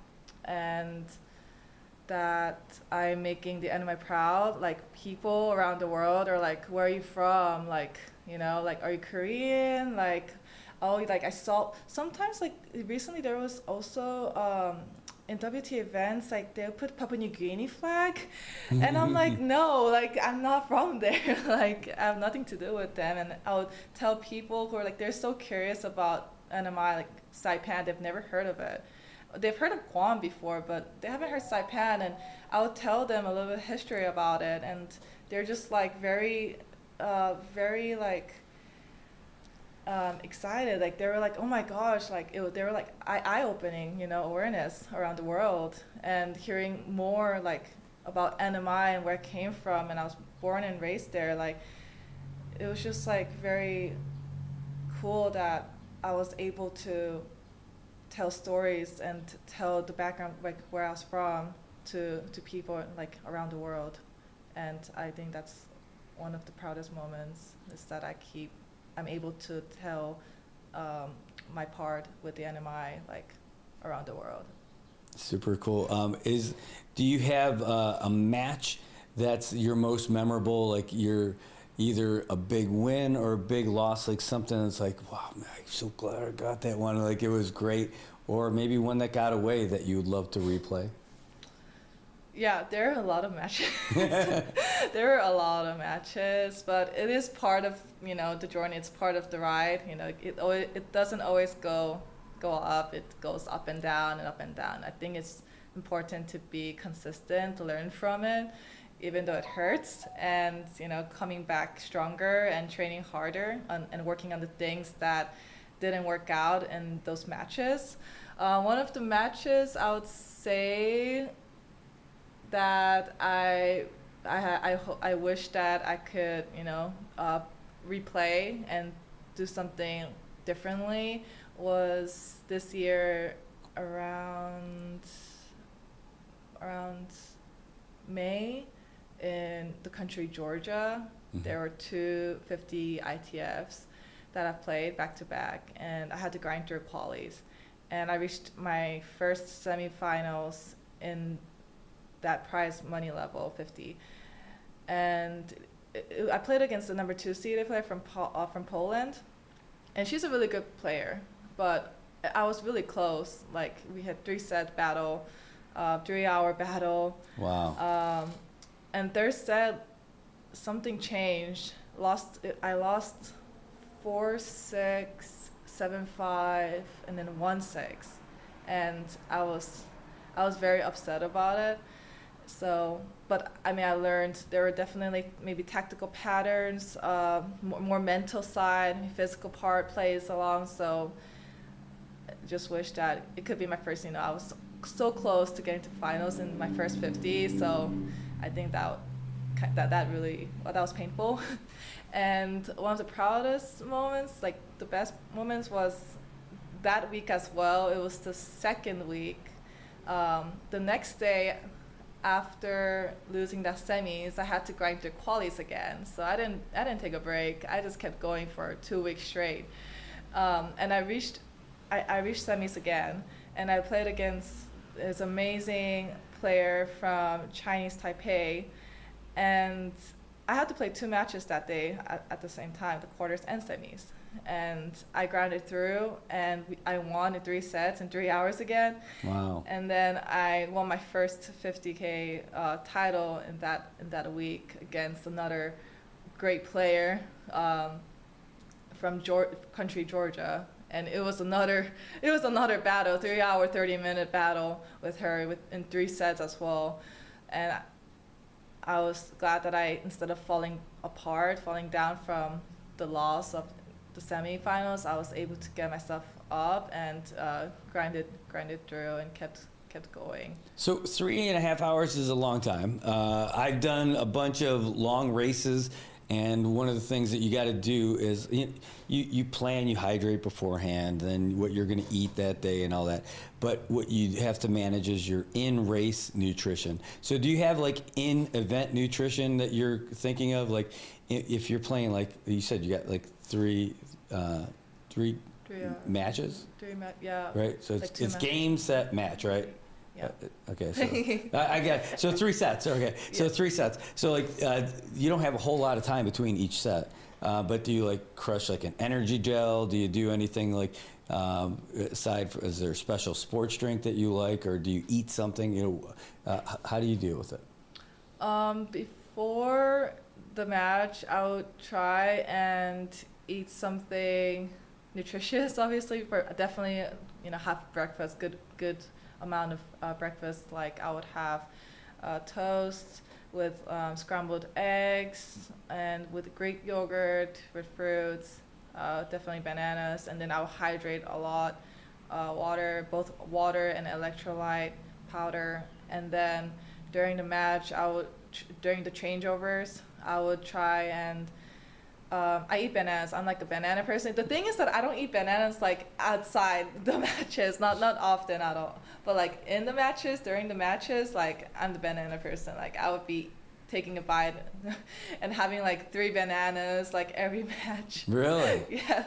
Nice. And then I would also take energy gels for sure. Mm-hmm. And a lot of electrolytes, Powerade, salt, a lot of salt as well as sodium. Magnesium, and yeah, that's like my part of my there you routine. Go. Okay, all right. So, what do you have your sights on right now? What are you targeting? What's your next big goal or event?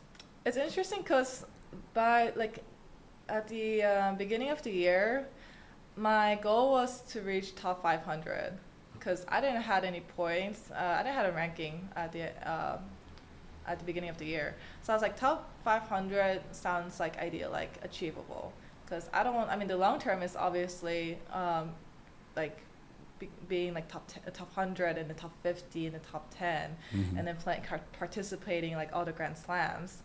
But like having no points and just starting my first full-time, pro tour, mm-hmm. I would say like ideally it would be top 500. But then I made it to, I went past that like in the middle of this year, and I was like, oh, okay, like I didn't expect that, and then my next goal was top 200 by the end of the year. So now I'm at 216, and I'm so close, and so like my goal is still top 200 by the end of the year. Wow. And I'm also looking forward to play qualies for Australian Open coming up next year. I did not expect myself, that I'll be participating and, being in the safe zone to get to play the qualies in the Australian Open, my first, Grand Slam next year. So I'm really excited about it. Yeah. That's incredible. Like, so I'm just looking at some of your the events that you've been on and everything, and knowing that you're continuing to move your way up, you're creeping up toward top 200, and then what? Like, by the way, so now that you're here, everybody in the tennis community knows you're here, right? So, are you meeting up with some folks? I know that you're going to be doing some training with your dad. But are you going to be out there doing anything with any kids or any aspiring tennis players out here? Right now, no, because I have limited time. I Mm-hmm. just got back Friday afternoon. So I wanted to spend more time with my family and, be more, getting coached by my dad as well, and also help my younger sister Mm-hmm. too, to,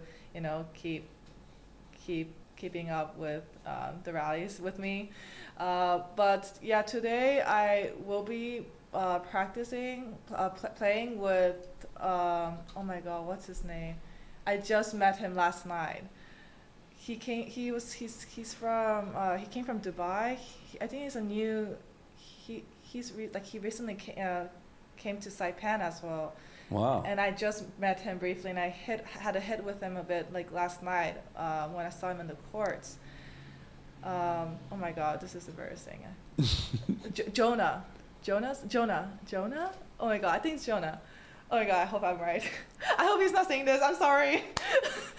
Don't worry, Jonah, if that's even your name. You made a real impression on somebody. What was his name? So this cool guy from Dubai. You just got here from Dubai, I should say. He just got here I recently, and he's new. I haven't met him till last night at AMP when I was getting coached by my dad and my sister. But yeah, I'll be hitting with him. I've seen a couple of junior players on the court on Saturday at the AMP as well, and they're like working hard. They're like playing. It was so hot out there, and they were like playing points. They were having fun. So it was just so nice to watch them play, because like I was like, oh my gosh, like they're motivated, like, you know, they're getting their exercise in on the weekend, like maybe they're prepping for town holdings coming up. Like it was just like, it was a nice feeling that these kids are out there like on a hot, sunny, humid day in Saipan, and, you know, playing tennis against each other. You said something earlier that I loved about one of the things that you're proud of is that you're really making the most of your opportunity, you know, that you're maximizing what you've got. And, you know, I've seen a lot of athletes who are so gifted and maybe they didn't dedicate as much. And people who were really, really good at something and maybe they didn't put in the time, or they didn't think they need to practice anymore because they were good at that level and they never went very far. And I think that you're just the embodiment of what happens when you don't quit, when you keep trying, you keep working for it. The sky is the limit. You can go as far as you want, as hard as you want to train. And you're a real role model for any athlete in any sport, of being able to take what you've got and making the most out of it. And you're still chasing it. It's the coolest thing. It's so exciting. Thank you. I mean, it's not over yet. Like, I still have goals and dreams that I want to achieve, and I would love to keep going. I think it's just how my parents taught me since I was little. Like, nothing's given, nothing's like, I can't take anything for granted. Like, if I want to get something, then I need to chase after. I have to work hard. Like, there's no excuses, or just, if you want something, I think it's the best way is to just keep working hard, and you know, with the resources that we have, like, use that advantage and just going for it. I mean, worst case is, you know, it doesn't work if you don't achieve that goal, but doesn't mean like you're a failure as a person. Like, I don't think of it that way. Like, if you don't get something, that at least you tried and you gave your best and your effort to achieve something that you love. Yeah. Great answer. Like, that answered my next question. That is just lovely. I'm so glad I got to meet you. Thanks so much for coming in here today. I know Rosalind's doing a good job getting you around and everything. Yes, but thank you for taking some of the time in your limited time here on the trip to be able to come in here and everything. Anything you'd want to say to anybody out there who's watching? Well, first of all, thank you for, you know, having me here. It's my first time meeting you, and I feel like, you know, I've known you for a while now. I'm honored to be part of this with you, and I hope that I have inspired or gave some good, you know, good advices or some sort of like information to help, you know, everyone here out in their lives. A message for, you know, young aspiring players in NMI is, you know, to all the young players in NMI, don't be afraid to dream big. Whatever your, you know, purpose may be, like, take the advantage of the resources and the opportunities we have in, you know, this small island, and create something special on your own. You know, even though we are from a small island, like, doesn't mean that your dreams have to be small. You just have to, you know, keep working hard and believe in yourself. And yeah, let's oh my God, what's the word? I'm trying to be smooth at this, but I'm pretty bad at it, so give me a moment. No, Yeah, that's great. Let's, have our, the NMI pride and show it and take it to the rest of the world, Let's see, what we could do as coming from NMI. Wonderful. Aside from your mom's home cooking, is there anything that's here that you can only get in Saipan that you definitely want to eat while you're here? Oh, I mean, definitely the barbecue sticks, and I really enjoyed it since I was young. I would say himawari, and I would say like the Shirley's. There's a fried chicken, like half chicken with like a garlic rice and this type of like local soy sauce. With like finadene? Yeah, that one. So like good combination. I've had it it's been a while I haven't had it, so I would definitely have that. I think definitely like just barbecues, like good roasted barbecues. Oh, wait, how long are you here? Well, till tomorrow. Oh, you're gonna miss it. Oh, I was gonna tell you a place where I know you could get something. I just saw you sent me a message. So, but there's a place that's they've got it every Friday. It's their special. Friday? Yes. Oh, you're gonna miss it. I guess I have to change my flight. Yes, there you go. Just to be there, Ina's Kitchen. Just forget about Australia trip, like. It's got the chicken. It's got the pork. It's like what? Yeah, and it's like crispy on the outside too, but it's not fried. It's like smoked. I'm so hungry. I don't know if they can make a special version of it for you. I don't know all that stuff, but maybe if you call them Ina's Kitchen. It's at Ina's Kitchen. Yeah, it's in Sarugtasi, like on the way down from Capitol Hill. Okay. Like as you take the right to go up, it's right after the gas station. You can't miss it. Ina's Kitchen. Yep. Okay, I have to keep in mind. It's their Friday special. Oh. But it's Friday. I know, but maybe they can make it. Maybe they got some that's still there that they can just prepare it for you. Maybe I don't know. Just drive up there right now and then just ask. Yes. Ask for all this good stuff before I leave. I am making you late for your next one. You've got another meeting. I just saw Rosal's thing. Oh. So. It's that time already? It went so fast. It did. I feel like it's been like 10 minutes. I'm so glad I got to meet you. We got to take a picture. And before you get out of here, if I had a tennis ball, I'd ask if you signed it. But that's what we've got. Carol, thanks so much for being on here. Thanks for being a great representative of the NMI while you're out there playing tennis in the world. And thanks for being a great role model for young men, young women, everyone who wants to be an athlete. Even old guys like me still chasing a dream. So, I mean, age doesn't matter. Thank you so much again. Thanks. All right, guys, that is Carol Lee. We had a great time with her in studio today. Soak it in. You only got a couple more seconds before we take her off the screen. And she's going to go out there and be the pro that you know out there in the world. I want to say thanks to all you guys for tuning in today. We are going to wrap it up because it's 10 o'clock and we got some stuff to do. We got to put some more news out there. It is. Just like that. I know, right? It was super fast. It went great. It was fast. It means that we had fun. We did. So we're going to take a break. Here's what I'll do real quick. I'll just refresh the screen just to see if we got the latest news update. And if it is, I'll play it for you guys. Let's see what's going on.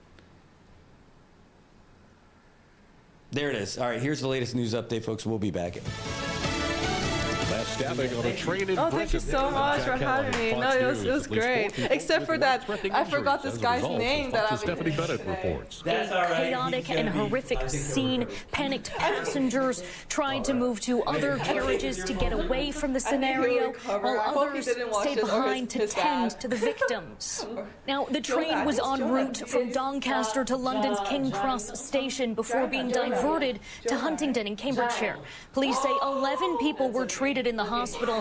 One remains in life-threatening condition, and detectives say it's a member of rail staff who tried to stop the attacker. Passengers are shaken up. Awesome. Both King Charles and Prime Minister Keir Starmer have expressed their sympathy for the victims and praised the response of emergency services. Israel says the Red Cross has received the remains of 3 hostages in Gaza and is handing them over to Israel's military.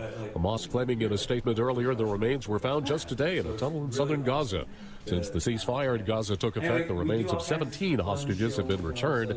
11 bodies remain in Gaza. So is there an end in sight to the federal government shutdown?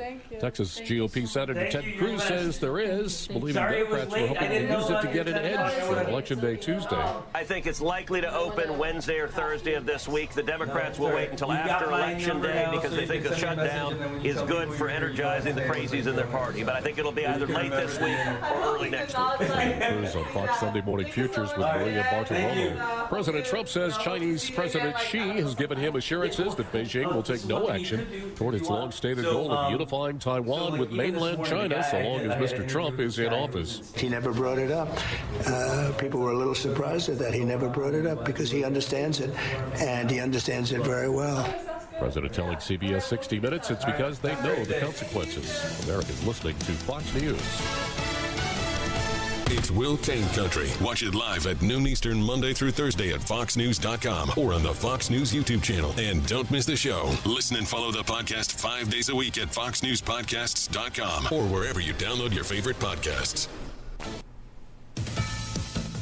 A potentially serious air safety incident in Ohio being investigated by the National Transportation Safety Board. The NTSB is sending a team to investigate a safety breach between a Southwest Airlines 737 and a Eurocopter helicopter. Both aircraft were approaching Cleveland International Airport last Wednesday when they came closer than the minimum safe distance. The pilot of the Southwest jet aborted the landing before landing safely a short time later. Back in January, a mid-air collision between an American Airlines regional jet and a U.S. Army helicopter killed 67 people near Reagan National Airport outside Washington. Because of the government shutdown, nearly 13,000 air traffic controllers have been working without pay, and many airports are experiencing staffing shortages. Pam Puso, Fox News. A romantic drama edges out a horror thriller to win the top spot at the Halloween weekend box office. Paramount's Regretting You takes the top spot at the weekend box office with an estimated $8.1 million in North American ticket sales. Where is Clara? Hey, Aunt Jenny. Hey, Claire Bear. Guess who just spent the last half hour with the coolest guy in school? Universal's horror sequel, Black Phone 2, coming in at a close second place with $8 million in ticket sales, giving it a 3-week haul of $61.5 million domestically and $104.7 million globally. Rounding out the top three, Chainsaw Man with $6 million. Begonia finishing fourth with $4.8 million, and a nationwide re-release of Back to the Future pulling in $4.7 million to finish in fifth place. Paul Stevens, Fox News. One of the research monkeys that escaped last week after a truck overturned on a Mississippi highway was shot and killed early this morning by a homeowner who says she feared for the safety of her children. Jessica Bond Ferguson says she was alerted this morning by her 16-year-old son who saw a monkey in their backyard. I'm Jack Callahan, and this is Fox News. If you see something, say something, and stay anonymous. Call Crime Stoppers at 234-7272 or submit a tip online at NMICrimestoppers.com. No names, no caller ID, no recordings, just your info. And if your tip leads to an arrest, you could earn up to $1,000 in cash. Your tips have helped take hundreds of criminals off the streets in the NMI. It works because of you. Crime Stoppers, we want your information, not your name. PHI is your local pharmacy serving customers in Cagman, Garapan, and Dandan since 1996. Shop PHI Pharmacy for all your prescriptions, and we even offer a large line of multivitamin supplements. Our Dandan location is open weekdays from 8 to 6 and 8 to 4 on weekends. Or visit our Garapan and Cagman locations weekdays from 8 to 6 and 8 to 1 on Saturdays. Check us out online at phipharmacy.com or follow us on Facebook. PHI is a locally owned independent community Health Mart pharmacy. Health Mart, taking the time to listen and care. All right. There's still football being played. And we'll get you guys caught up with what's going on right now. Whoa, man. So it's a final now in LA as the Rams beat the Saints 34-31. 10. Right now, end of regulation. The Jaguars and the Raiders all evened up at 23. They're going to overtime. And in the game that means the most to me right now, the Bills are leading the Chiefs with 5:59 left to go in the game. It is 28-21. But the Chiefs have the ball. It's 2nd and 12 at the Kansas City 11. And my goodness, the last 10 matches, this is match number 10 of them. The Bills have the advantage 5-4, I believe.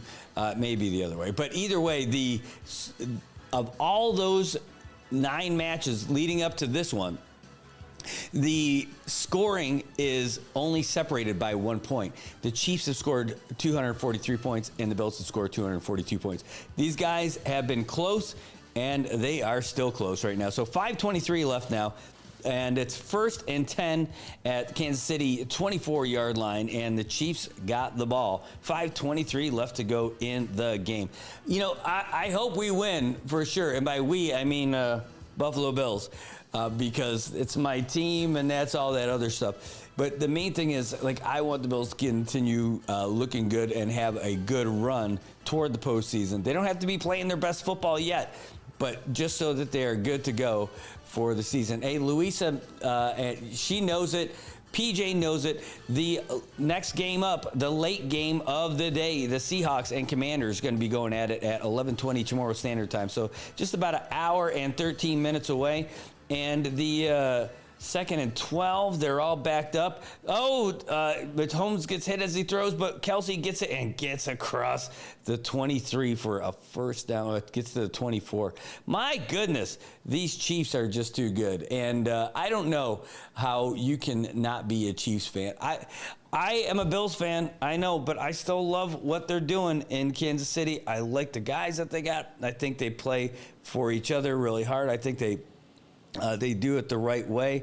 Yeah, people talk about the Swifties and talk about Patrick's voice, but I don't really care about that. I like these guys. I just don't like them beating my guys from Buffalo. Anyway, so that's what's going on. Only 2 games still being played right now. 9:06 left in overtime. Jaguars got the ball. 1st and 10 at the Raiders 32. They probably have a chance here for a field goal, so we'll keep you up to date. We'll let you know what happens with this one as they're going here. Let me just see the drive summary just to find out if this is it, because it looks to me that they are driving, and if they're only at the 32, I can't imagine this is still the same drive, the only opening drive. And if it is, then they're good to go. And the Jaguars, again, they came back and tied it with about 16 seconds left to go in regulation. And now they are driving. It's 1st and 10 on the Raiders 22. And they're going to try to put it away with the touchdown, I'm sure. Seeing what's going on.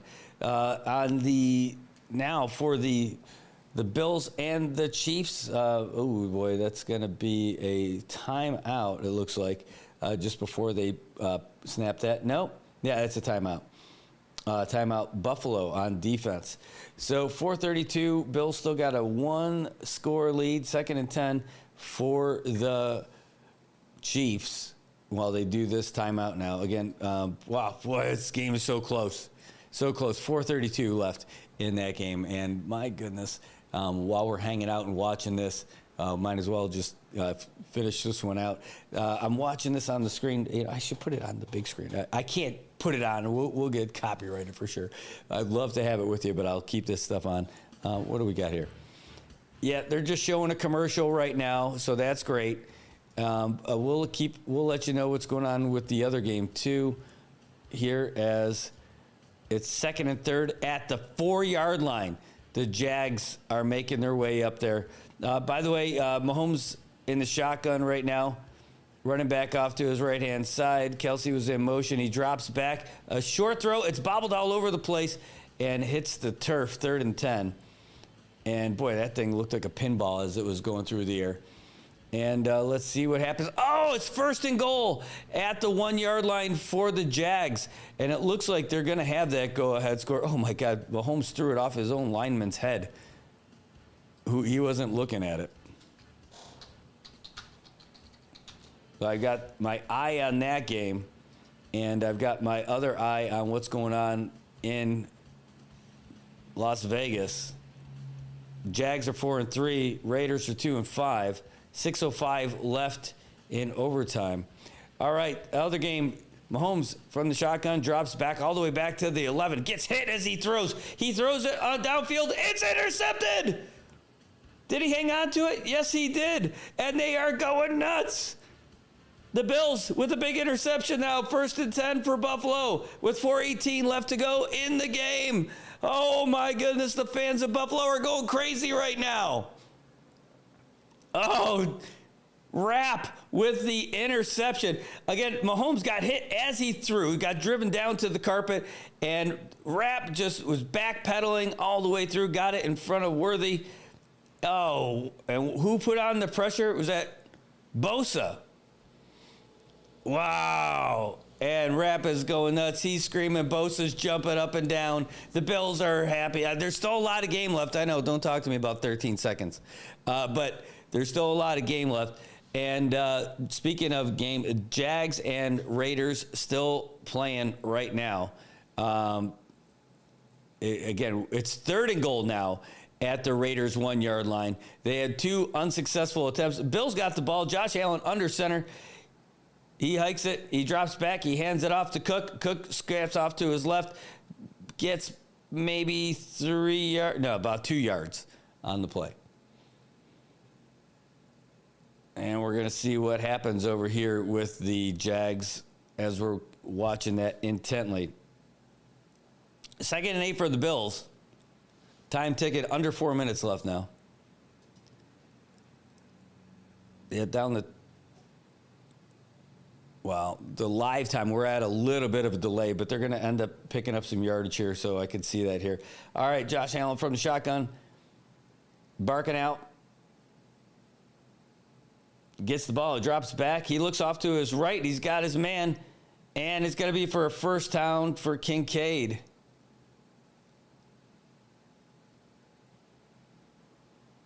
Nope, that's Dawson Knox. It's 88, not 86. So Dawson Knox picks up the 1st down out to the right, keeping the clock moving with a touchdown lead here. Got the 1st down. He's a happy guy.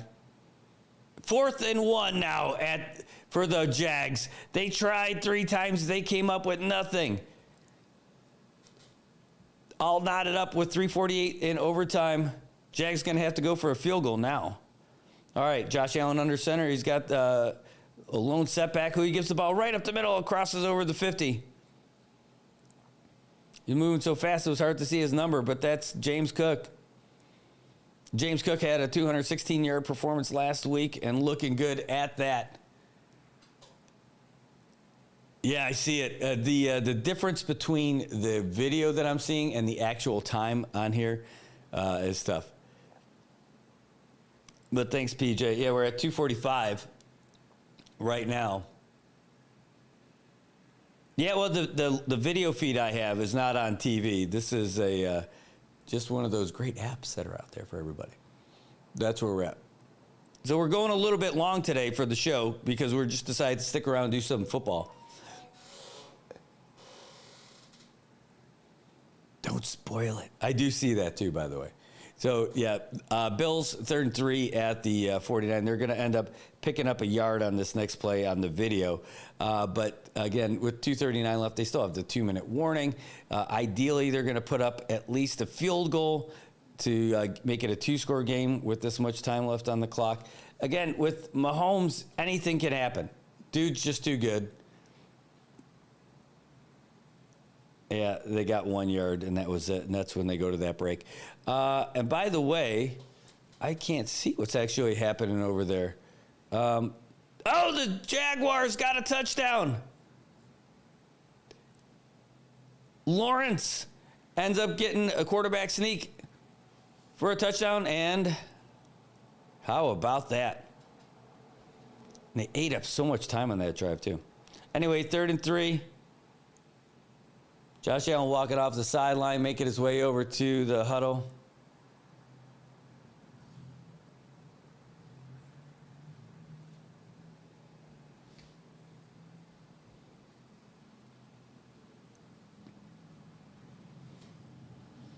Big third down play.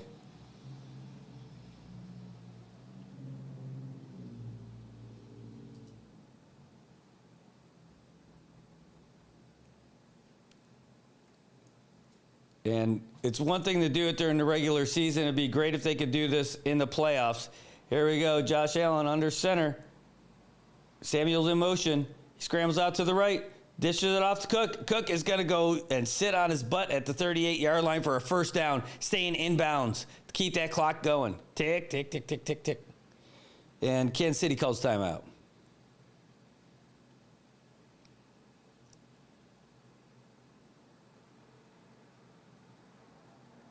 Just a nice casual throw. And again, Cook just sitting down on his butt to stay inbounds. Giving himself up, and he is down to keep that clock moving. Could have got a couple extra yards, didn't need them. So that's a 2-minute warning. The Bills got 2nd and 9 at the Kansas City 37, lined up nicely already to at least come up with a field goal. If you do it, you got to feel good about their chances at the end. If you're from Buffalo, you can't believe in anything. No lead is secure.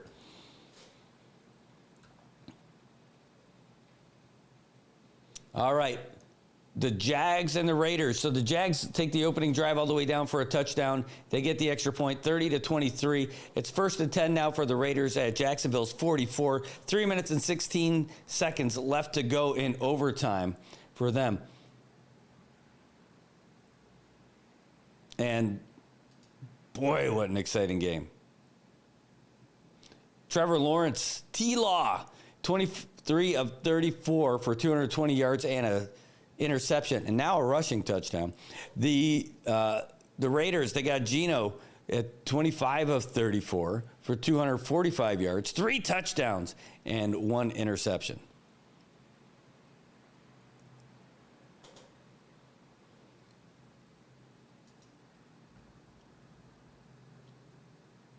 Yeah, so we're still here for this one, then we'll call it.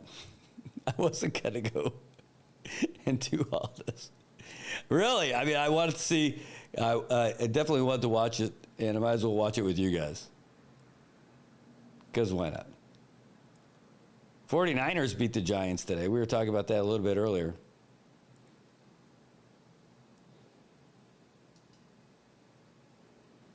Yeah, dare I even look at my fantasy football team? Let's see where we're at. Oh! Oh! Wait. Let me find. I can't celebrate too early. Oh. Yeah, because the other guy still has 2 players left, and I still got the defense left. Who had the great games for me? Holy crap, Brock Bowers.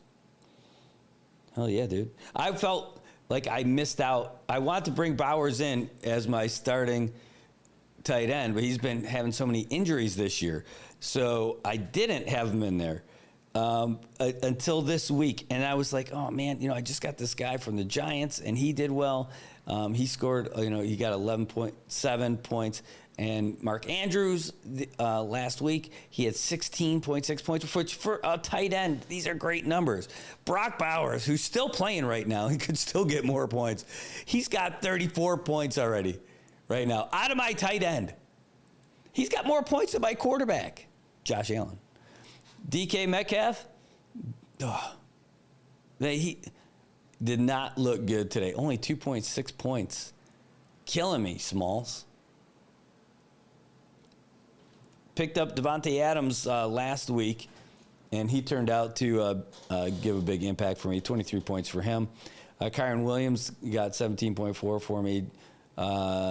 Warren ended up getting me 16.9. But Metcalf, the real lousy night for me. Pittsburgh's defense, holy crap, if I would have started them instead of Seattle. They got 18 points tonight. I can't imagine. But Brock Bowers, he's my hero tonight. 2 touchdowns. All right, well, coming back from the 2-minute warning. Bills last season playing at Highmark Stadium. Started off as Rich Stadium, then became the Ralph Wilson Stadium. All right. The give is to Cook off to the right. Not a whole lot. They're just doing that. Oh, the pile is still moving. They're still moving forward. They're blowing the whistle. I hate those early whistles. They were still moving. Now, they're going to get a gain out of it. I don't know when they blew the whistle. They probably only got like a yard or two. Yeah, they only give them 2 yards on that one, 3rd and 7, but the pile was still moving. PJ, Mahomes doesn't need 30. He needed 13. 1-3. Dude's just too good. So the clock is still ticking. Kansas City looks like they've used all their timeouts already. And Bills are calling a timeout.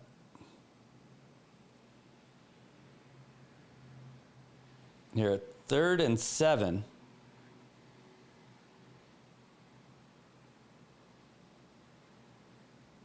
With 1:11 to go.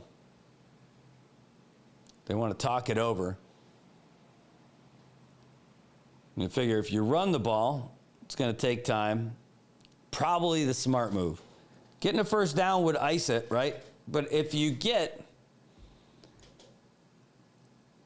the clock rolling and then you punt it, well, I mean, where are they at right now? What's their field position? They're at the Kansas City 42. So that'd still be like a 59-yard field goal, right?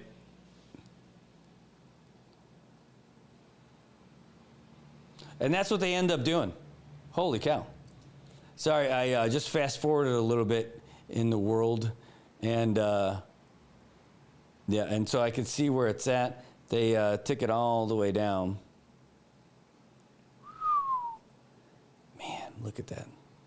I think they go for the field goal and they miss it. Yeah, 4th and 6. So where it's at right now, they're showing the video. It's like in 50 seconds and counting. But the update I've got on the screen is that there's 22 seconds left. Scores 21-28. And Kansas City has the ball on their own 42.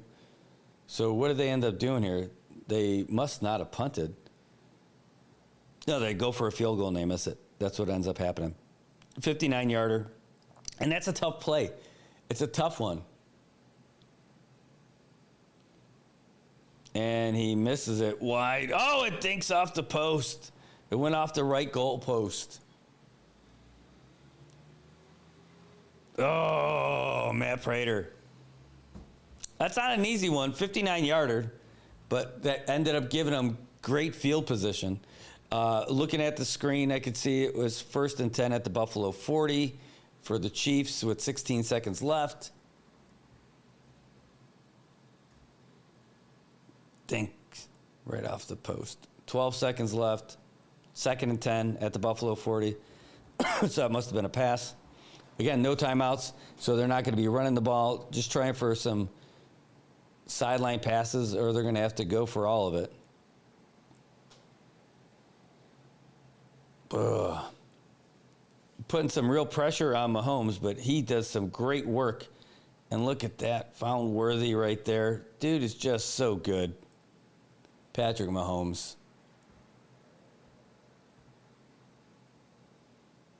Like, I wouldn't want a different quarterback. All right, 3 seconds left, 3rd and 10 at the Buffalo 40. So they're going to have to go for all of it right here.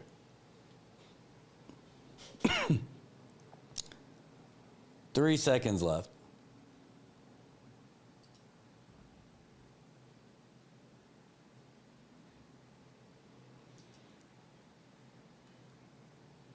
Yep, and a whole lot of nothing. You just threw it away. But again, 3 seconds left.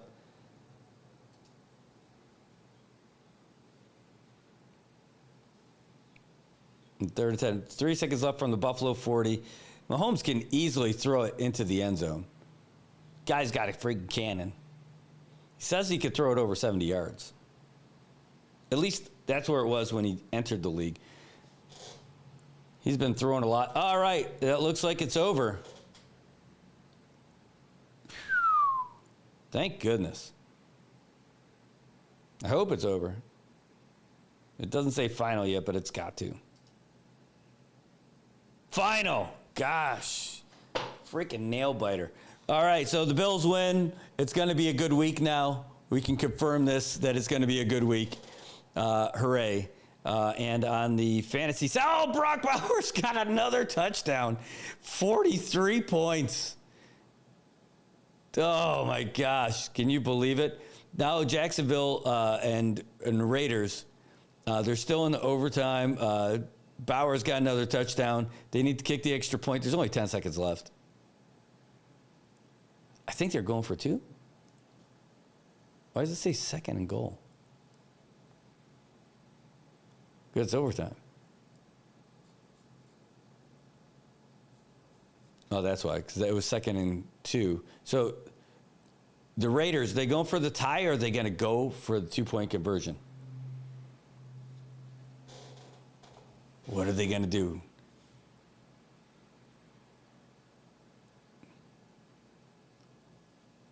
Let's find out. Raiders. What are you going to do, Raiders? Raiders have a big decision to make. Do they go for the tie with the extra point? And I think that's probably the smart money.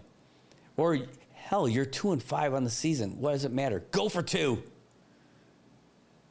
3-5 or 2-6. Not going to make a whole lot of difference in the whole scheme of things, right, Pete? Just go for it.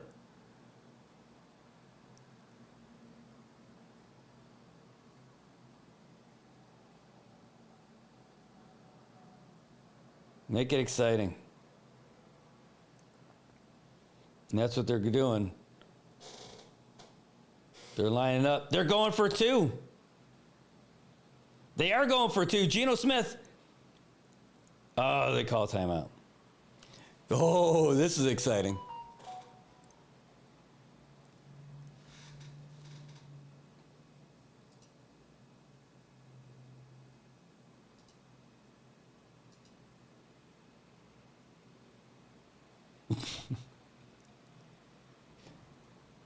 All right.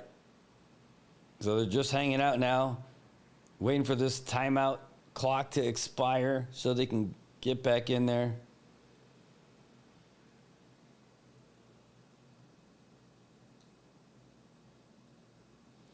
Here we go. Here we go. Geno Smith with the Raiders. He's lined up in the pistol.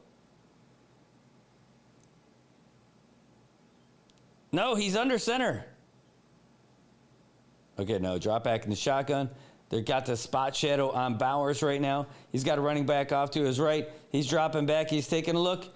Here's the throw. Oh, it's incomplete. Knocked down, and the Jacksonville Jaguars are going to win. Oh, that's a tough one. That is a tough way to lose. But, hey, they went for it. You know what happens if they were 2-6 or 3-5? Would it have made a difference? No. He said, screw it, let's go for it. They did. It got batted down.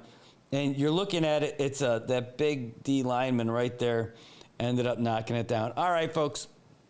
Well, a hell of a day for football, a hell of a day for the show. And really glad that you guys were in here with us today. And we are going to go celebrate now with a little bit of breakfast. So thanks for tuning in. It was the extended Good Morning Marianas that turned into football. So there we go. All right, guys, have a great day. We'll see you again tomorrow morning on Good Morning Marianas right here at your home for all this kind of cool stuff. Love you guys. Take care.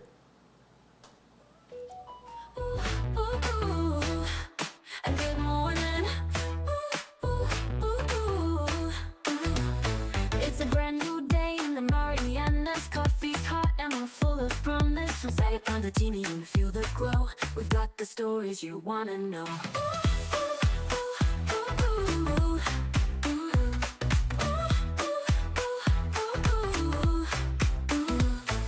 The palm trees sway, the traffic's light. Sunrise news, we're feeling right. Tune in now, don't miss your chance. Start your day with Island Dance.